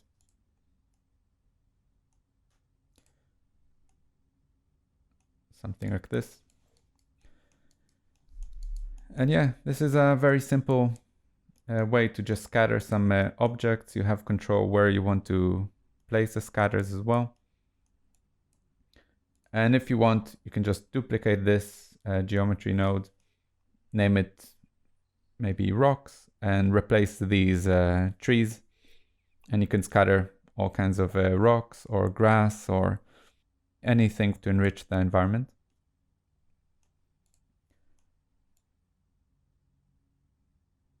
Let's move on to the next element.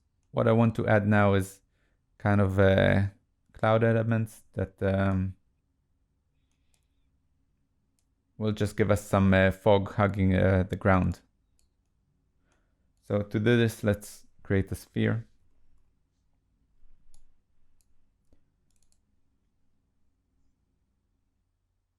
Let's make it bigger.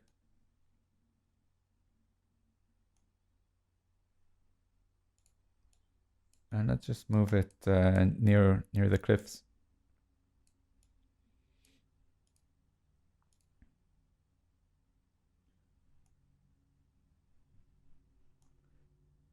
Maybe something kind of this size. Let's bring it back to the center and start working on the look.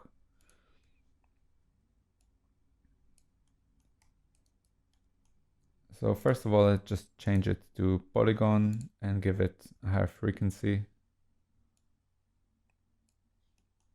And now I want to kind of break the shape and give it this cloud look. So I'll just drop down a mountain. This is actually just an attribute noise.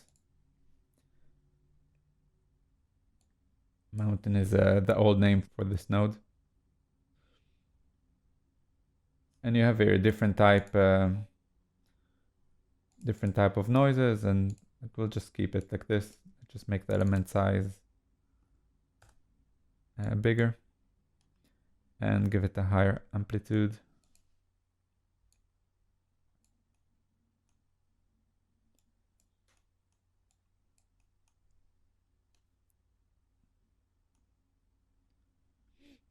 And we can also play with the offset just to get something that looks a bit better.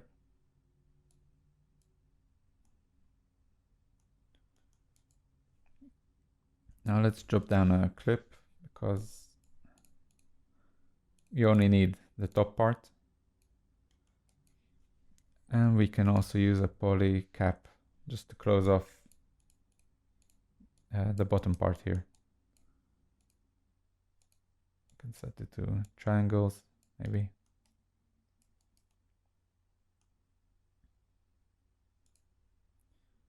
Let me just try a bit of a bigger.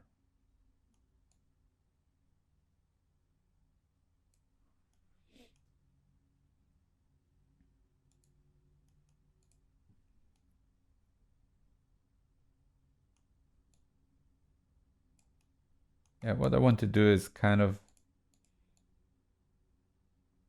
just have some gaps. So we can just make it a bit thinner. And maybe reduce amplitude a bit.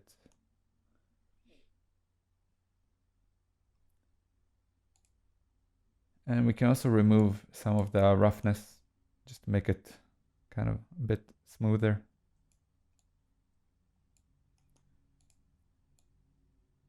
But yeah, this is kind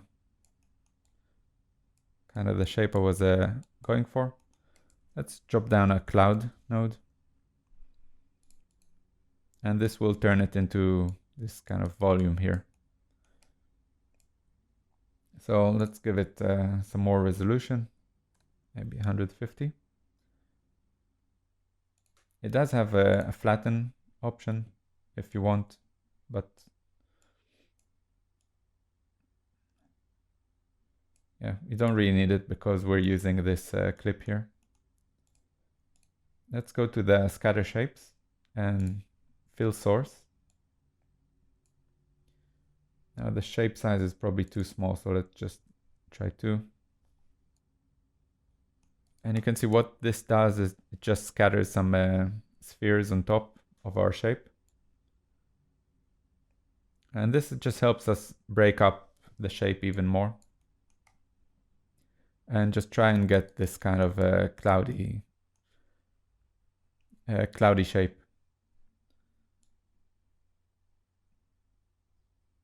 So maybe something like this. You can also use secondary shapes, which will add even more spheres on top. Just give it, yeah, maybe something like this, and you can scatter more. And it just gives us a more interesting base shape for this cloud.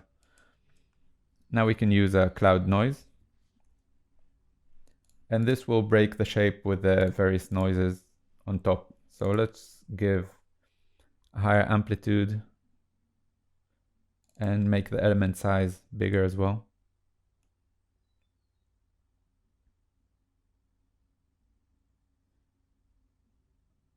And what we're looking for is kind of just really broad shapes. We don't need high frequency detail here.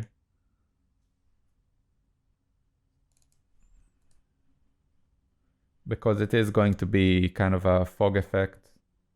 And yeah, they tend to not have a lot of detail.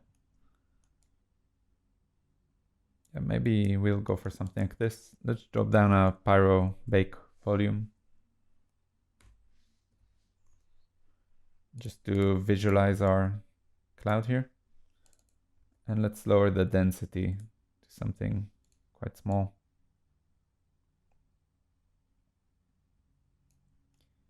Yeah, maybe over here.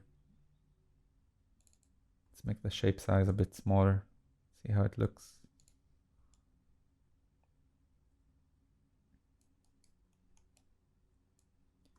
Also switch the background to dark.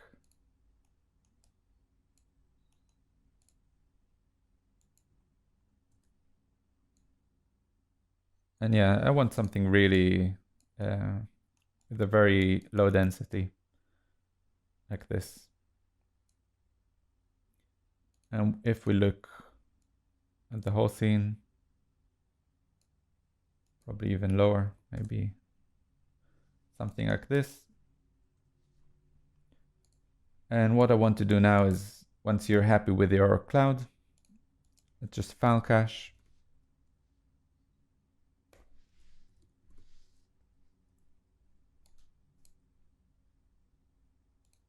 Let's choose explicit and a single frame. And I'll change this to job.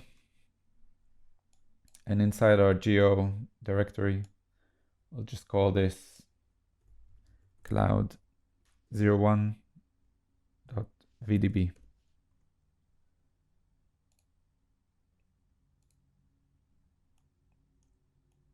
And of course, you can just play around with the noise here and just create some different shapes and create a few variations of this cloud, and then you can just scatter them about the scene. So I'll just do this with this one for now. Drop down a transform. And just move it into place. You can also use, let's look through our camera.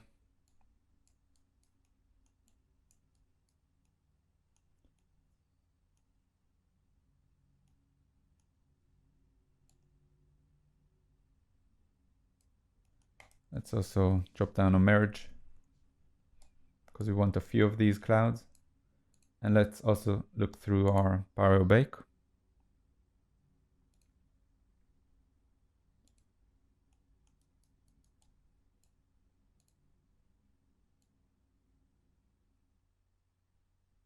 And you see it's very faint even in the viewport, but we'll test the render as well. Let's just copy it. And what I want is just to have some fog clouds kind of hugging these rock formations.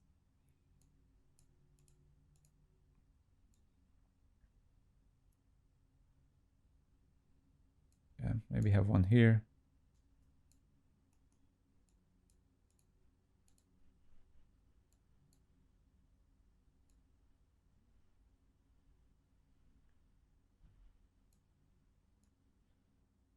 Just play around with it and get something that looks good. Of course, depending on your environment, maybe you don't need this element at all. But I just think it gives some more detail to the scene.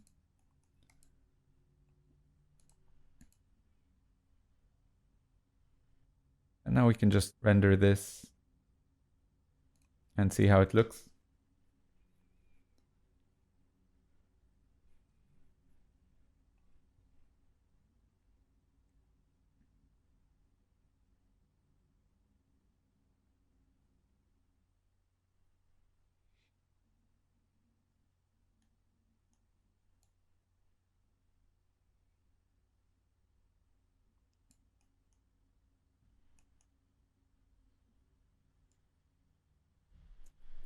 And you see it just adds some more atmosphere.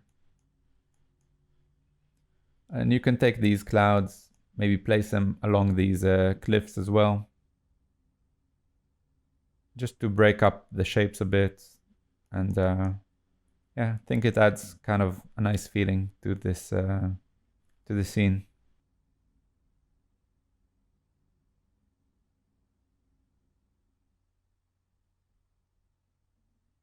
You can see there's a few changes since the last video. I've just went ahead and added some shaders, and I've also rearranged some of these rock formations, and I've also added one more type of rock formation. So I'll just show you what I've used here. I've added this type of rock formation, and it's exactly like we've done before. So you just add it here, you set up a shader for it, and yeah, I've just placed them like this. Just to close off the horizon, I was going for this kind of a V shape for the background.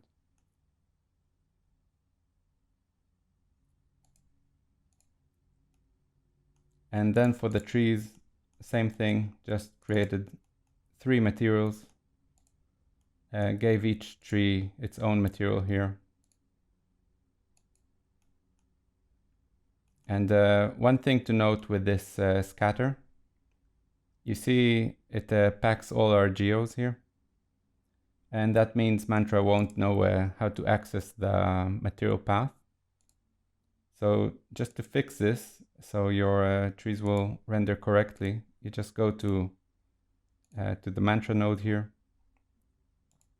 And under rendering, on the render tab, you just go down here, and on declare materials, you just switch it to save all materials and shaders. And this just tells Mantra to look inside the packed geo and find the path for the material. So that's the trees. And as for the terrain, again, just creating 2 materials. One is this stone floor, and one is like a mossy ground. And I'll just show you what I've used here. It's just under surfaces.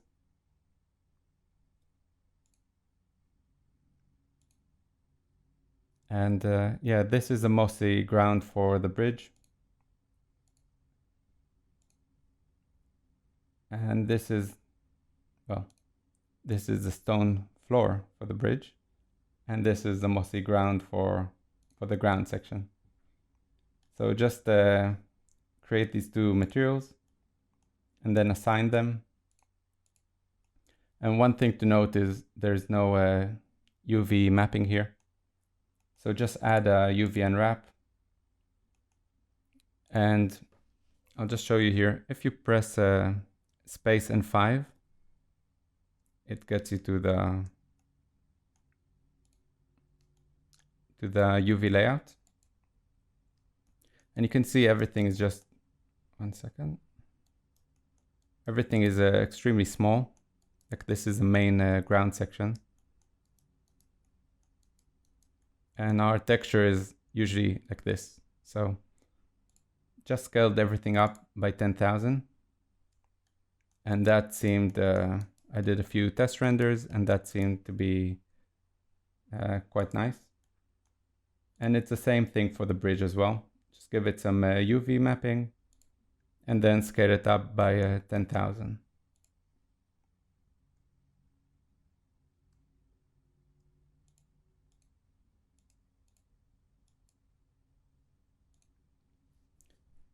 And yeah, I'll also do a few test renders from different cameras as well, just to see. From this angle, you can't really see if the texture is working or not. Look at it from different angles and see that everything is in the correct scale. And that's all for this video. In the next video, I'll show you the final scene that I've created for this project. All the different setups I've showed you are exactly the same. The trees, the clouds. The only thing that's a bit different is the layout of these rocks. I've also added a few more Megascan assets, and I've also made some modeling adjustments to the bridge. So I'll show you the final scene. And of course you can take this, like all these tools, and just create something a bit more unique, and maybe try a different type of environment, like maybe a snowy landscape or a desert, you know, with these kind of jagged cliffs or something. So I hope you enjoyed this video, and I'll see you in the next one. This is the final scene that I've created for the project. And I'll just show you. You can first of all just see how it's set up. Like I've used some more assets here in the background and really pushed it far into the distance. I've also extended this ground here. And in general, you can see I've just used a lot of these cliffs and rock formations, and just filled out the scene just to give it as much detail as possible. Even here along this ridge, just placed a few more of these rock formations, and also in the back. So once you start filling like the scene, especially once you have your let's say hero shot kind of laid out, you can go in and look at the different cameras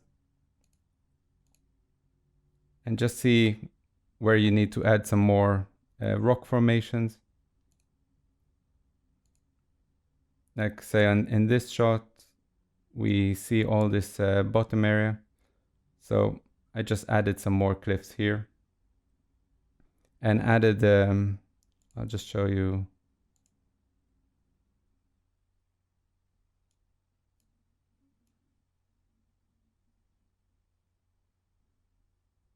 You can see all these type of models.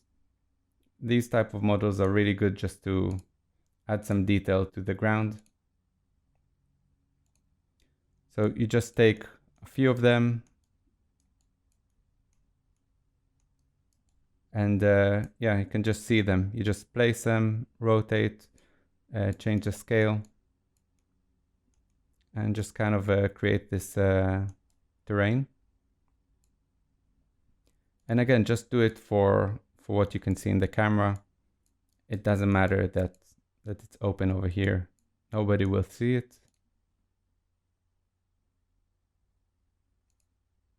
Just go through the cameras. You see in this camera, we see the back area. So as well, just stick some cliffs over there.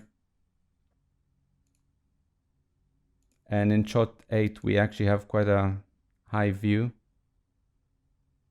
And over here, you can actually see into the distance. So I needed to extend this this ground. So if I'll just go to the ground here,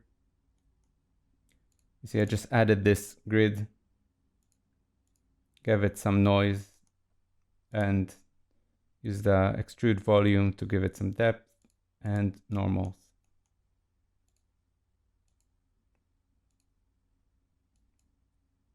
So this is just to extend the horizon. Of course, I also stuck some rock formations as well over there. It's quite fast, you don't really see it. It's a small thing that it adds up. And also in shot 9, we see this back area. So again, just copy some of these rock formations and fill out the scene.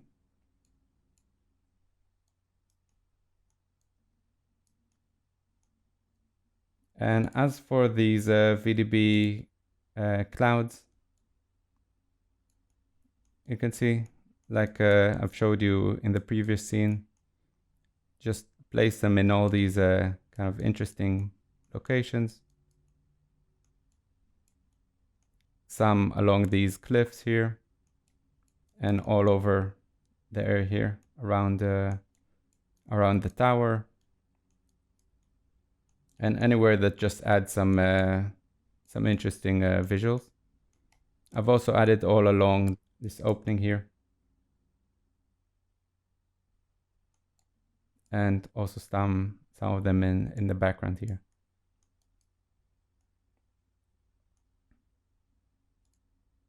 We also have this tower. This is just a model that I've made in a different package. I've made this in 3D Studio Max. It's quite simple. One of the references I was going for had this kind of tower with fire on top, and it's something I wanted to try and bring into my environment. And lastly, we have the bridge, which I've actually just redid all of the top area. And I'll just show you briefly over here. We have this section, which is just this grid. Give it some depth, normal, and UV mapping and textures. This is the original bridge. And yeah, I really didn't like this kind of geometric pattern. So I just removed it. Yeah, with this blast. I removed the pillars.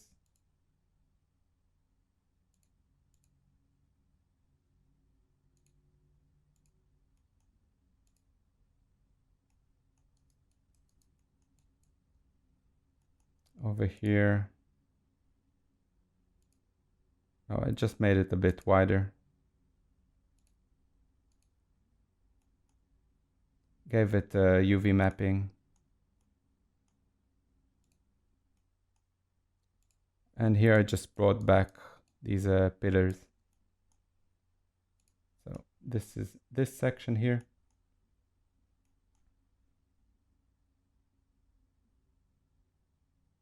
These are just strips that I've added here because I've wanted to give this section different textures. So it's just a grid that's a bit higher than the floor.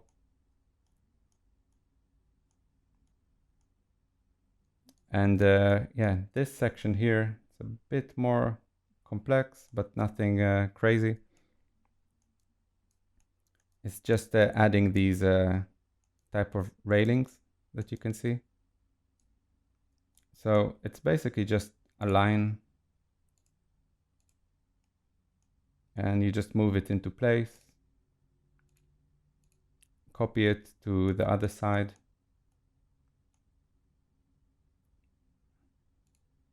and this, let's see, yeah, I took one of these pillars from the bridge, and then you just copy it along this line. I just resampled it a few times. So on every point we get this pillar.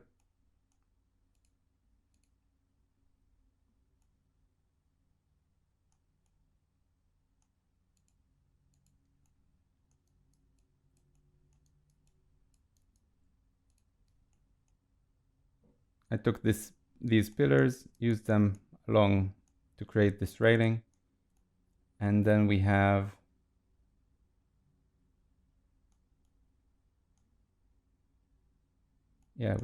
this curve. Let me just show you.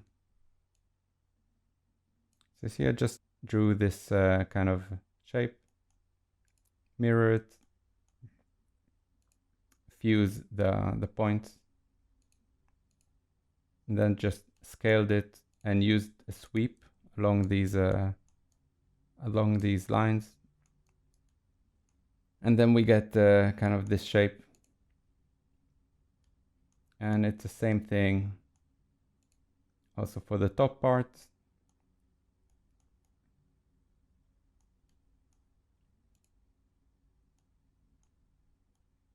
Yeah, and I'm pretty sure it's the same thing for this section as well. Yeah, and you just merge all these together and you get this.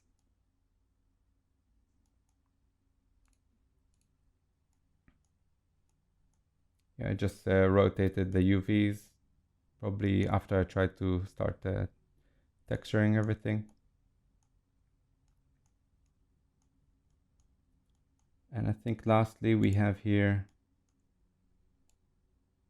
oh, this is just another, it's like a fire pit type of model that I've made as well. Again, following this reference from Elden Ring. And I just gave it a UV mapping, transformed it.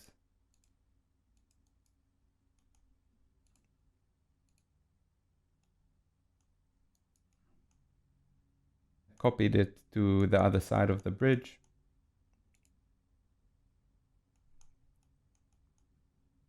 And then copied it along the bridge here.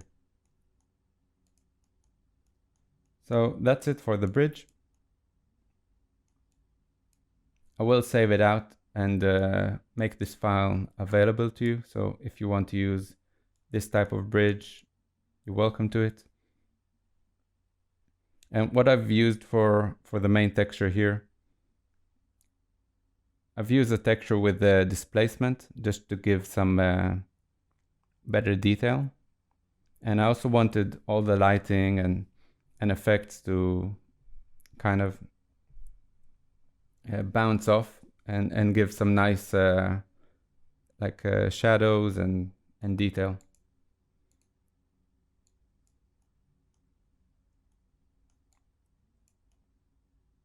And the final thing, yeah, that I've done here, you can see there's this shot switcher. What this does, it updates our main hero and the dragon. And you can see it just changes the animation based on the shot. So while I was look deving everything, like you move quite a lot and check the different cameras. And say I'm on camera 2. So I just switch it to number 2 and I get the correct animation. Or say I'm on shot 8. I just switch to shot 8 and I get the correct animation. So to set this up, you just go here to the master scene and you see we have these switches. So 0 is connected to first, which will be nothing. And then I have these nulls for each for the hero and one for the dragon.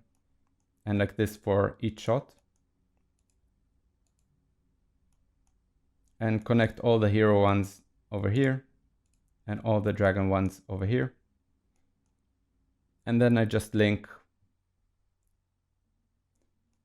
like just to create this, all you need to do is you create a null. Let's call it switcher. And you can give it a red color and maybe a different shape. And now you just go here to edit parameter interface. And what you do is just select all these, make them invisible. and just use an integer and call it switcher.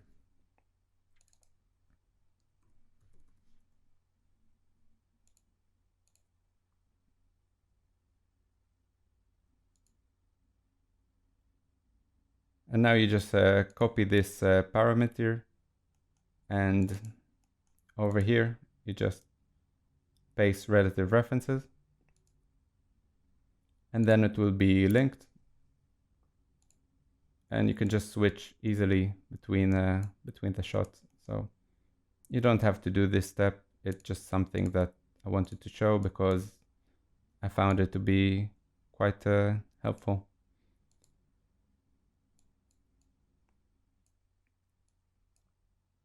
I think that covers everything for the environment. I hope you had fun in this section, and I'll see you in the next video. Hi everyone. So in this video, I just want to show how to create kind of a pavement pattern. What I've ended up doing is just using some textures and displacement maps. But looking back at it, I think I just prefer having real geometry in the scene.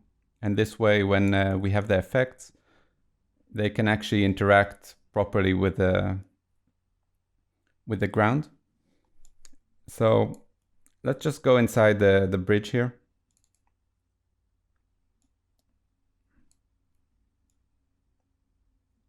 So if we go to the bridge, just hide everything.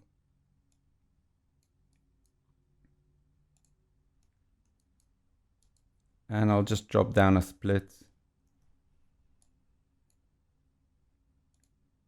And what we want here is just like this main section here.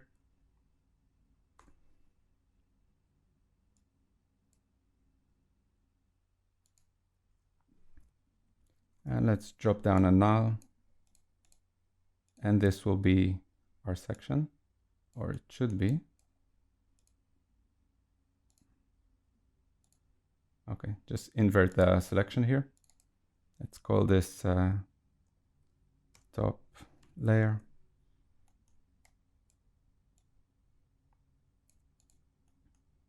Yeah, and the idea behind it is I want to use like a Voronoi pattern.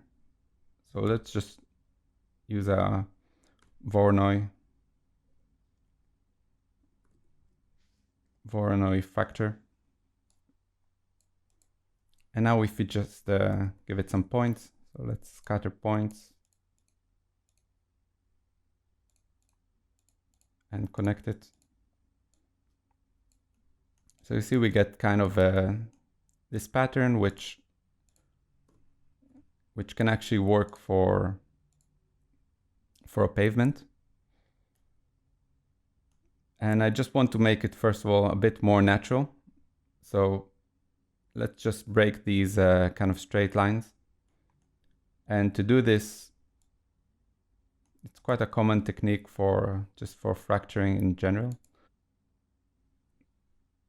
If we'll just divide it, I want to give it some more divisions.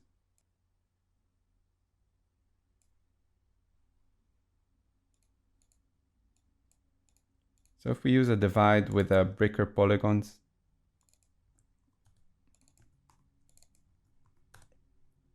you can just give it some more polygons here. And now we can drop down a rest position just to store this original position of the points.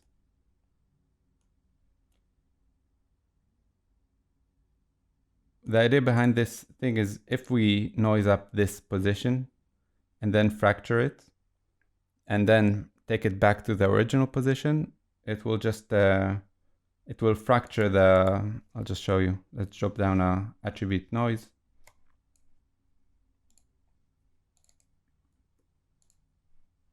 So let's just add some noise. It's maybe something like this.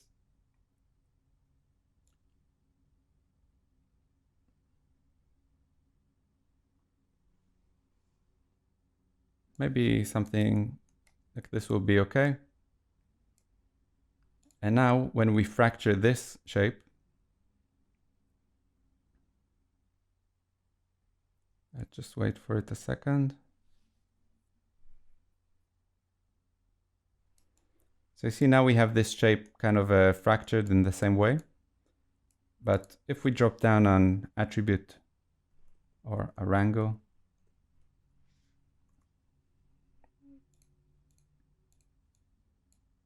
and we can take it back, like we can take the points back to the rest position. So if we do v at p, which is position, and we just tell it to be v at rest, what this does, it just brings it back to this position. And you see, because the shape was noised up, it actually affects these lines. And this way we get kind of some more natural looking fractures here.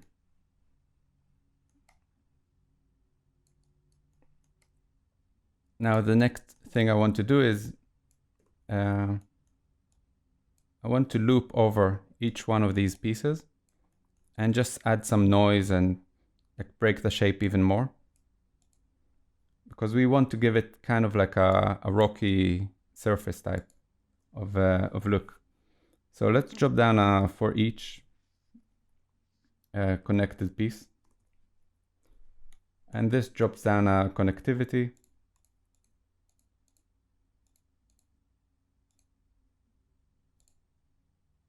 And for now, let's just work on one piece. So we have this here.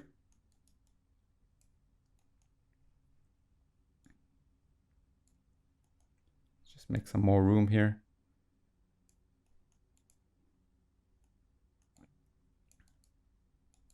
And yeah, and the idea is to, I'm going to use like VDBs here. So we'll have one VDB. Let's do VDB from polygons.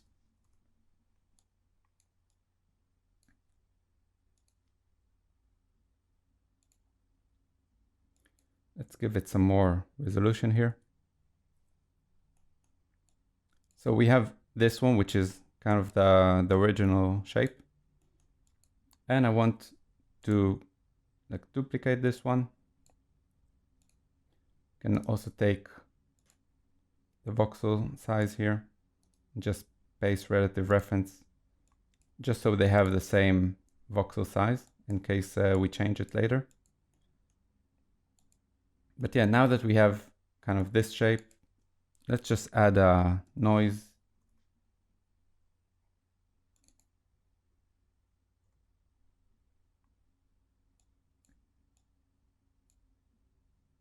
And let's make it zero centered one and lower the amplitude. Now you also see we don't have enough detail here. So we can do like drop down another divide. And let's just use a bricker and use something quite small like this, just to give us some more detail here.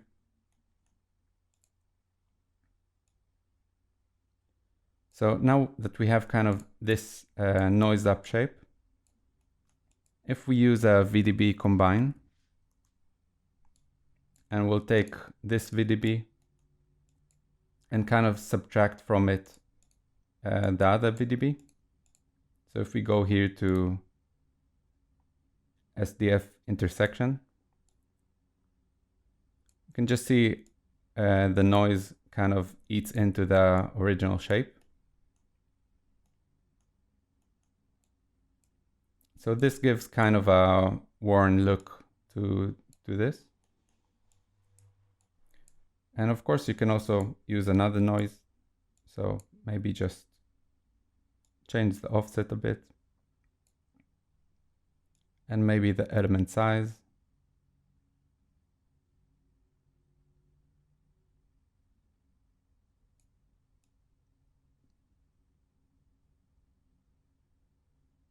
Yeah, we don't want to overdo it, but just find some values that you think will look nice.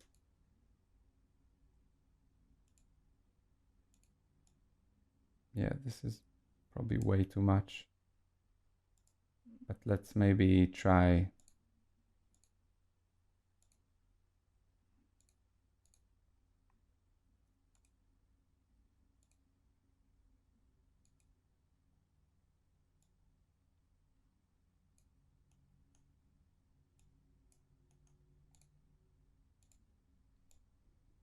Yeah, let's just go with this for now.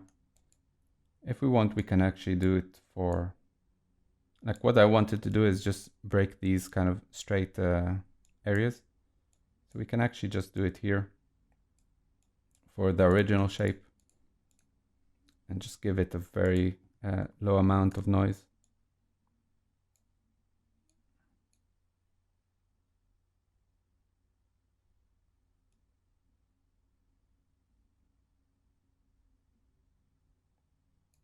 Yeah, maybe go for something like this, just something subtle to give it a nicer shape. So now that we have this one, let's convert it back to polygons. So let's do VDB convert and set it to be polygons. And you can keep it like this, but it's kind of high poly in a way. And we have 1,000 of these. So let's just drop down our poly reduce and just set it maybe to 25%.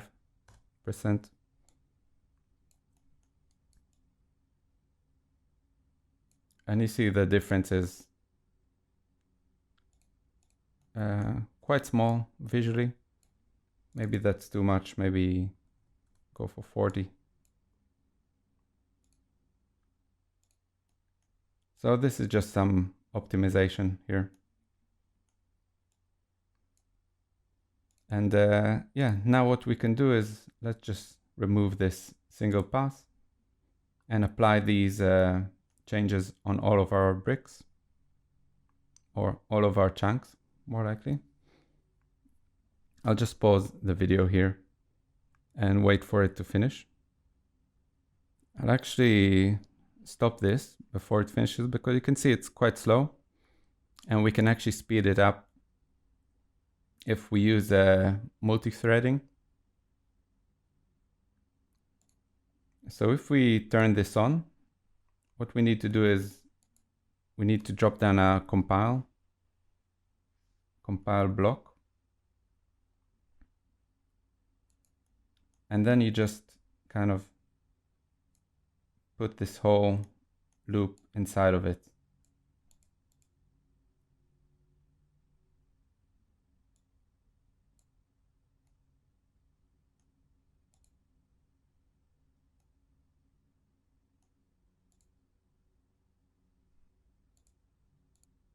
And then you just, let's see.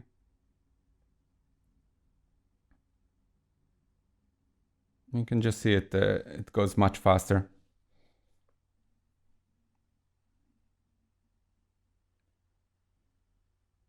So let's give it a few more seconds until it finishes, and we'll see the result.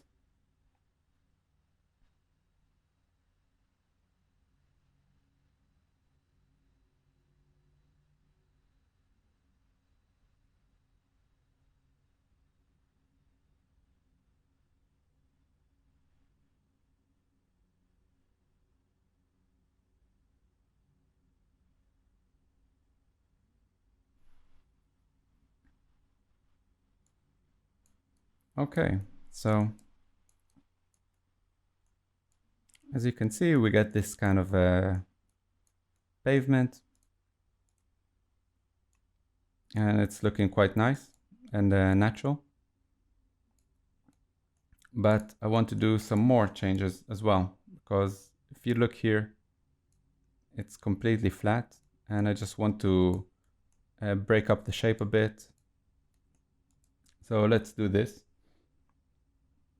What I want to do is drop down on assemble. And if we connect it, I just want to create pack primitives. And this will just pack each one of these chunks to be like 1 point, as you can see here. And now that they're packed, we can just do some primitive manipulation. So if we go to primitive properties, we can just connect this. And if you check do transformations, we have access to these kind of transformations, and say I want to change the scale. And you can see it just scales each one of them. Oh, sorry about this. Let's just use 0.9. I just want to give a bit of space between each one of these chunks. Kind of like in pavements where you have this kind of mortar between it.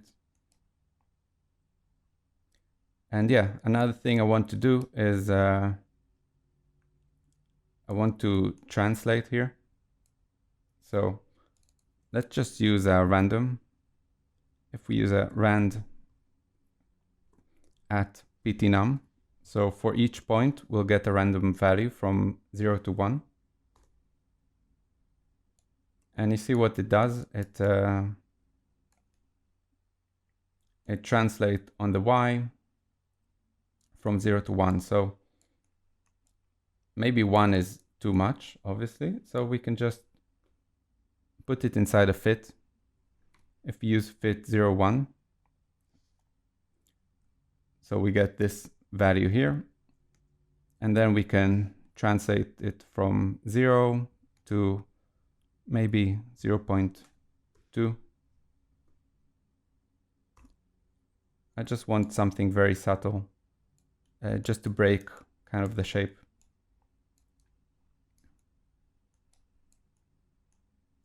Because you see how it looks like before and after. So this is starting to look a bit more natural. And another thing I want to do, let's just copy this random and use it for the rotation. So if we look at the rotations here, let's just give it 25 just to show you. See, this rotates everything on the, I think it's on the X. And we have also, this is on the Z-axis.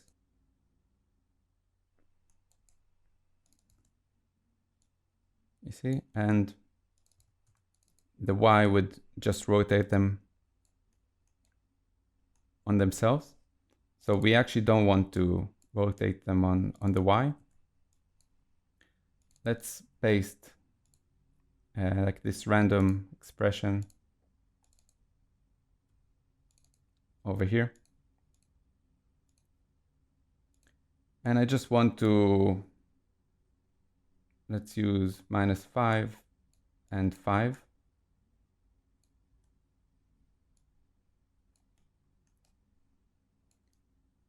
And you see this just gives us some random rotations to both directions. And maybe it's too much, 5, maybe we'll just use 2. And we can also copy this parameter, and let's just paste it on the Z-axis.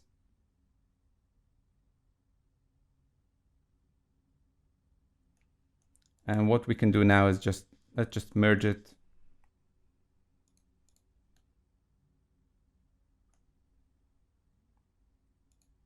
And we can let's take this geometry after the divide. And this kind of fills in all the cracks.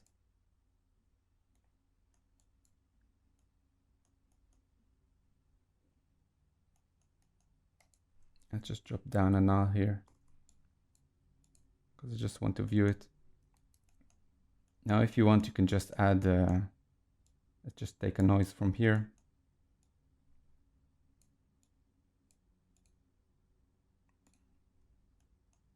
And let's just add a bit of noise.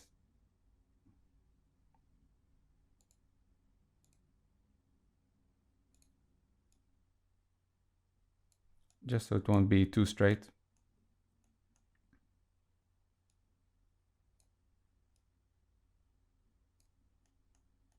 Maybe something like this will work.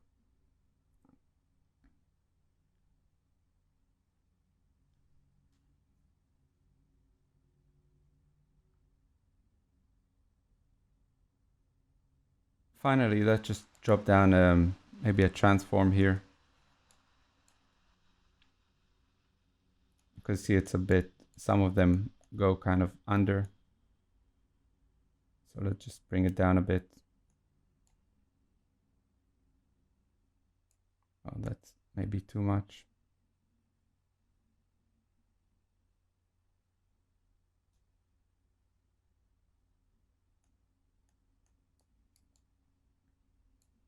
But yeah, maybe something like this. I think this looks kind of nice and natural. Let's just go out here.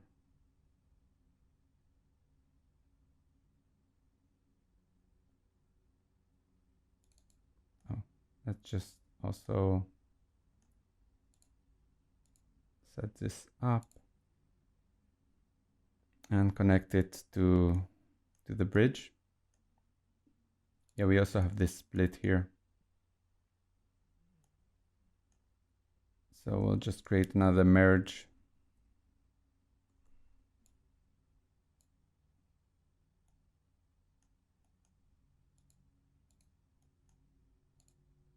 And connect it over here.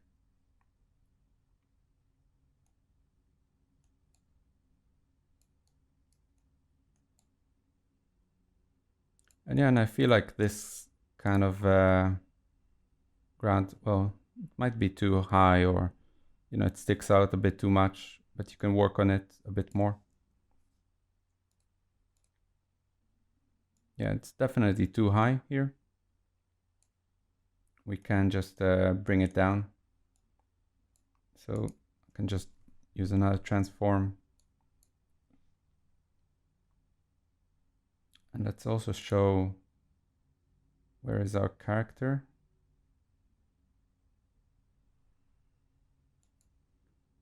You can see the character is, well, he's kind of, it's kind of okay.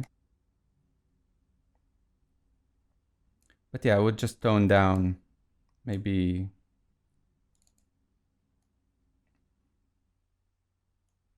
over here. Just tone down this, like the height difference. And also over here, maybe just give it like 1.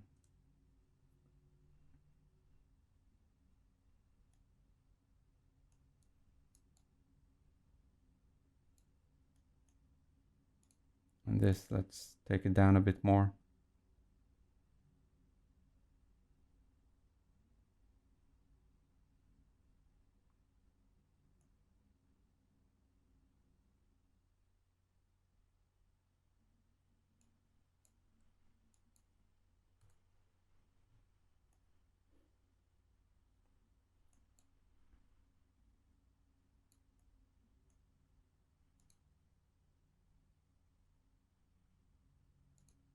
Then just check it through the cameras. Like especially in a shot like this, where we're so close to the ground, having some actual geometry or displacement maps, it can really improve the look. And of course in a shot like this as well, just having something that looks a bit more natural. And when we have some effects and we have lighting bouncing off everything and we get some shadows, it would just look a bit nicer. And Yeah, you can also do the same thing for this section, maybe with a smaller kind of bricks or something like that. I leave that up to you. I just wanted to show you this kind of technique.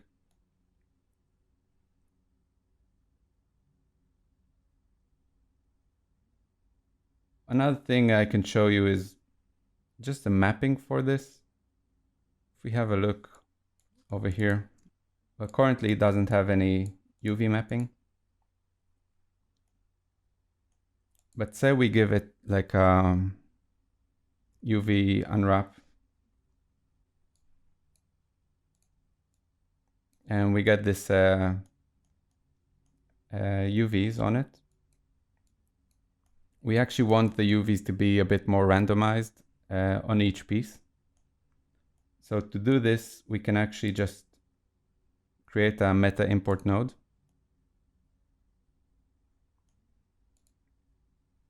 And yeah, this node basically, it has a detail attribute called iteration.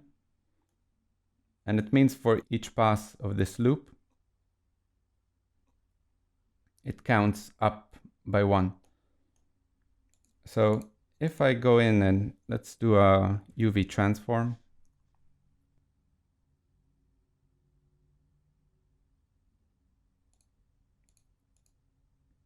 So we have the UVs unwrap, then we have the transform. So we know here that if we move the UVs a bit, say on the X and the Y, UVs don't have a Z.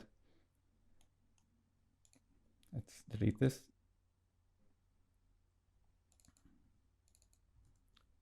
So what we want to do is just randomize the UV placement for each one of these. So to do this, we just get the detail. So we type detail, and then we just need to point to this for each begin metadata. So just select it. And then we want to access the iteration. And just add a 0, which is default. So this will just give us, say it's currently on pass 0, it will be 0. Say it's 1, or maybe say it's 50. You will see it just translate it by 50 or 80. And it's the same thing if we just copy this and use it for the Y. So we kind of get this random placement for the UVs, but it's still not random. You see it actually moves it in complete blocks. So we can take this number that we get here, maybe add a random and put everything inside a rand. So we get something between 0 and 1. And this is already a bit more random. And we can also, so yeah, we can just add some number, maybe 2 point, something like this.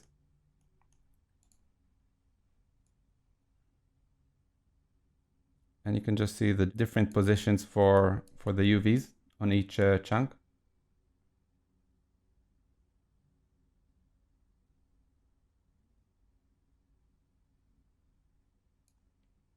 And this will just give us some randomized UVs for this whole bridge.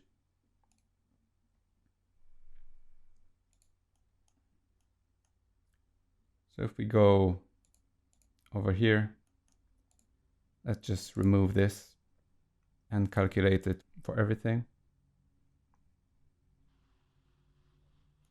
Yeah, now that we have everything calculated, you can just drop down a UV quick shade and just check the UVs.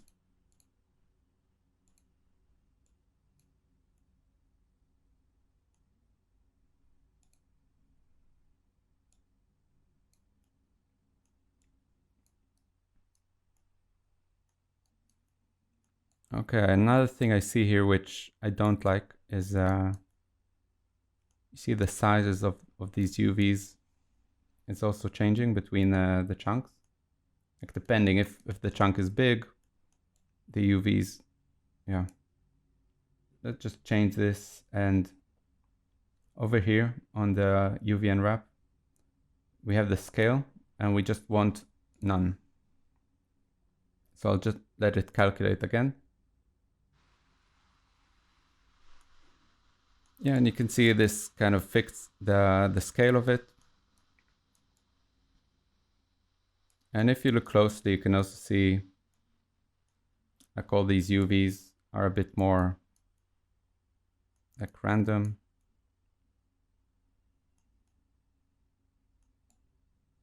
Not as random as I liked, but you can see they don't align.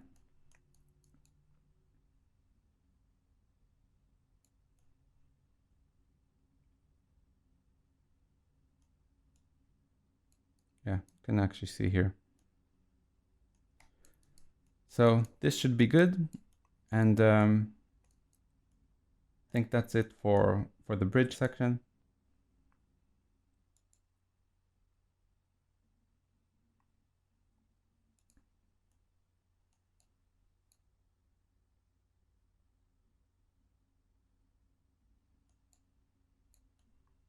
I hope you like this kind of look for the bridge. And you can try, of course, using this method just to create some different patterns as well. And maybe a brick type of pattern. But yeah, I think this works better than using displacements. That's the end of the environment section. This was kind of like a bonus video. Just looking back at it, I wanted to make a few changes.